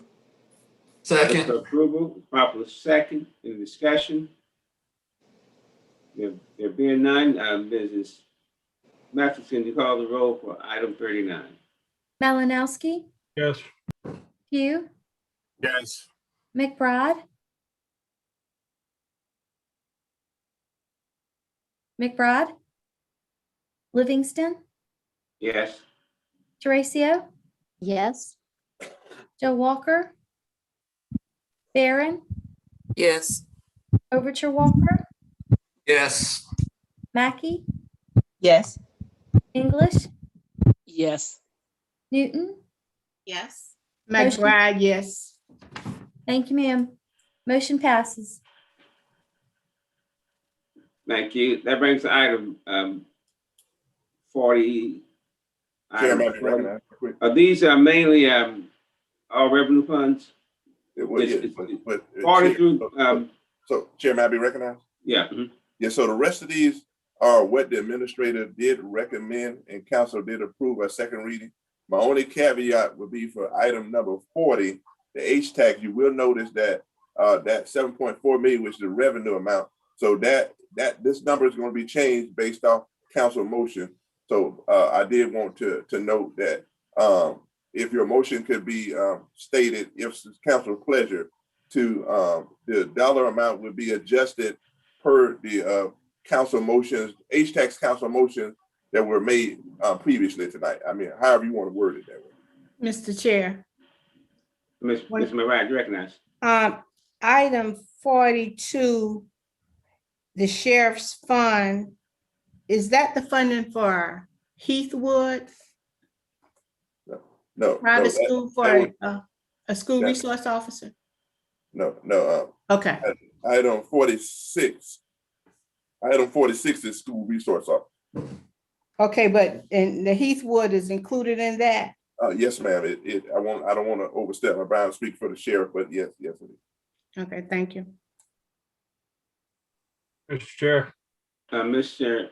Malinowski, you recognize? Thank you, sir. I will, I'll make a motion on this and I believe I understand where Councilwoman McBride is going. I would make a motion to approve numbers 41 through 45. The motion for approval from items 41 through 45. Is there a second? It's moved and proper second to approve items 41 through 45. Discussion. There being no discussion, I'll ask Ms. Master to call the roll for items 41 through 45. Certainly. Malinowski, Yes. Pugh, Yes. McBride, Yes. Livingston, Yes. Teresa, Yes. Joe Walker, Barron, Yes. Overture Walker, Yes. Mackey, Yes. English, Yes. Newton. Yes. Motion passes. Thank you. Mr. Hayes, item 40 will just be a motion to move forward per the changes that was made regarding hospitality tax. That would cover it, sir. Chair, entertain a motion reference item 40. So move. So moved as adjusted. Second. and properly second. Any discussion? Ms. Masters can call roll. Malinowski, Item 40. Malinowski, No. Hugh, Yes. McBride, Yes. Livingston, Yes. Teresa, Yes. Joe Walker, Barron, Yes. Overture Walker, Yes. Mackey, Yes. English, Yes. Newton, Yes. motion passes. Thank you. That brings us to item 46. Chair, entertain a motion reference to item 46. So move. It's been moved Second. and properly second. Item 46, discussion. Mr. Chair, McBride, you recognize. and I'm trying to see, is this the item where we have the school resource officer that the county is using public funds to pay for a school resource officer for a private school? Is anyone on the line from the sheriff department who want to respond to that? Yes, Mr. Chair, I'm here, sir. You recognize. So we have, the funding for all of the school districts is in this lump sum appropriation, and the Heathwood SRO is in that. However, based on the recommendation from council last year and during our budget discussions, we increased the cost to Heathwood to cover the amount of time that the SRO is in the schools, minus the time that the SRO is not in the school due to time off, meaning summers and Christmas and things like that, where the officer is actually in the communities. So for example, during the summer months, the SRO that's assigned to that school, the community officer that's assigned to that school, is working in the neighborhoods, patrolling the neighborhoods, and that's the time frame that the county is paying for. So, Mr. Chair, You recognize, McBride. so we are not paying for the resource officer to be at Heathwood. No, ma'am, you're not paying for the time that they're there. We increased the Okay, amount. that's something the question, we're not paying for the time that they're at Heathwood. The percentage of time, yes, ma'am, that's correct. You are correct in what you just said. Okay, as long as we're not using public funds to pay for private schools, and I don't have an issue with it. Any further discussion? It's been moved properly second. Mrs. Mathis can call roll for item 46. Malinowski, Yes. Hugh, Yes. McBride, Yes. Livingston, Yes. Teresa, No. Joe Walker, Barron, Yes. Overture Walker, Yes. Mackey, Yes. English, Yes. Newton, Yes. motion passes. Thank you. Chair, entertain a motion for item 47. So move. It's been moved. Second. Properly second. Any discussion? There being none, I'll ask Ms. Mathis to call roll for item 47. Malinowski, Yes. Hugh, Yes. McBride, Yes. Livingston, Yes. Teresa, Yes. Joe Walker, Barron, Yes. Overture Walker, Yes. Mackey, Yes. English, Yes. Newton, Yes. motion passes. Thank you. That brings our debt service items 48 through 57. Mr. Motion to approve? Motion for approval. Second. Properly second. Any discussion? You got to pay for it whether you want to or not. Any discussion? Mr. Chair, could we have Director Hayes just give a brief explanation of what the debt service is for anyone that may be listening? Yeah, so and I certainly welcome Director Ham if she wants to chime in too. But essentially, these funds are used to repay the interest and principal costs for funds that were received to pay for capital improvement items for the various entities, be it the county, some of the millage agencies. So there's a separate debt millage outside of your operating millage that specifically goes to repay debt. And again, this is for principal and interest payments. Thank you. Any further questions? If not, I'll ask Ms. Mathis to call the roll for the debt service items, which is item 48 through 57. Malinowski, Yes. Pugh, Yes. McBride, Yes. Livingston, Yes. Teresa, Yes. Joe Walker, Barron, Yes. Overture Walker, Yes. Mackey, Yes. English, Yes. Newton, Yes.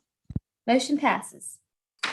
Thank you. That brings to item 58, regarding the enterprise fund, reference the waste enterprise fund. Anything you need to say about that, Mr. Hayes, before we call for the vote? So I entertain a motion for item 58. So move. You Second, move? Is there a second regarding the solid waste enterprise fund? Is there a second to the motion? second, Move properly second. Discussion.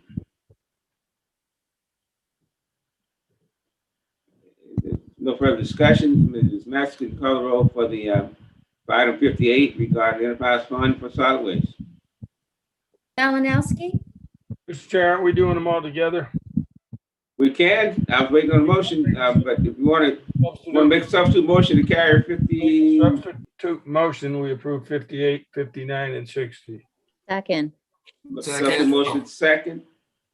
Any discussion of the substitute motion? If not, Ms. Mathis can call it over for substitute motion for the enterprise fund, 58, 59, and 60. certainly Malinowski, Yes. Pugh, Yes. McBride, Yes. Livingston, Yes. Teresa, Yes.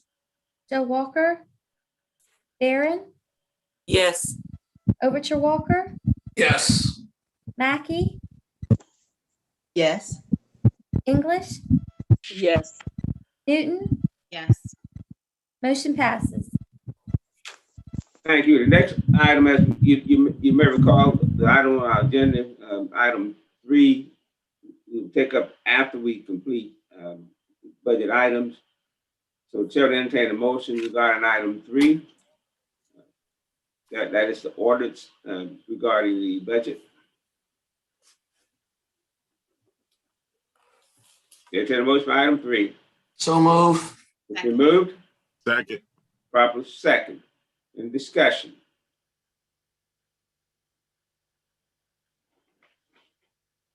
There being no discussion. Let me make sure. Mrs. Mathis can call the roll for the motion to adopt the budget ordinance. Certainly Malinowski, No. Pugh, Yes. McBride, Yes. Livingston, Yes. Teresa, Yes. Joe Walker, Barron, Yes. Overture Walker, Yes. Mackey, Yes. English, Yes. Newton,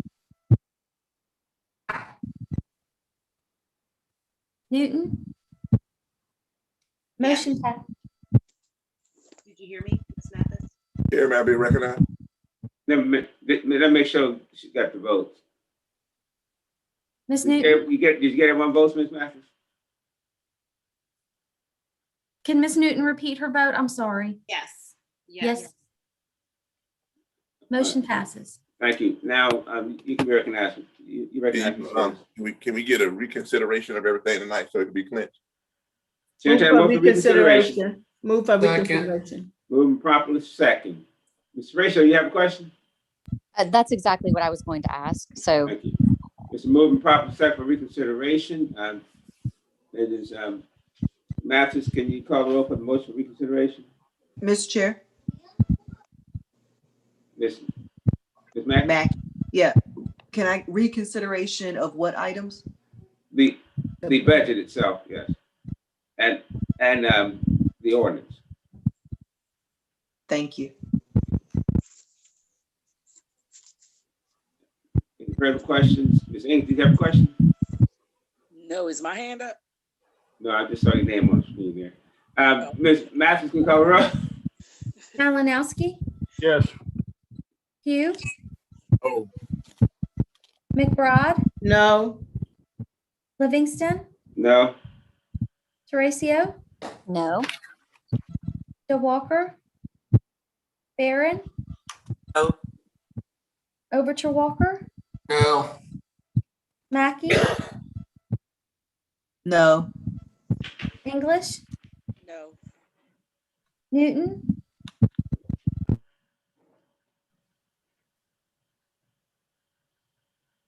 Newton, No. no. Motion fails. The next item on our agenda, if anyone don't have any other questions, anything, clarification about anything, is adjournment. most of So them. moved. I got confused. Second. Some of y'all speaking at the same time. What was that? You All right, heard it's it. moving properly Good night. second. Any further discussion? Mrs. Master, can you call the roll for the motion to adjourn? No need. Move for reconsideration. Would you like me to call the roll? I will if you want me to. Yeah, please. Okay, Malinowski, Yes. Pugh, yes. McBride, yes. Livingston, Yes. Teresa, Yes. DeWalker, Barron, Yes. Overture Walker, A resounding yes. Mackey, Yes. English, Yes. Newton. Yes, ma'am. Motion passes. Thank you all so very much. Now go get me some supper. Thank you, Mr. Chair. Good night, y'all. Breakfast. All right, good night, everybody.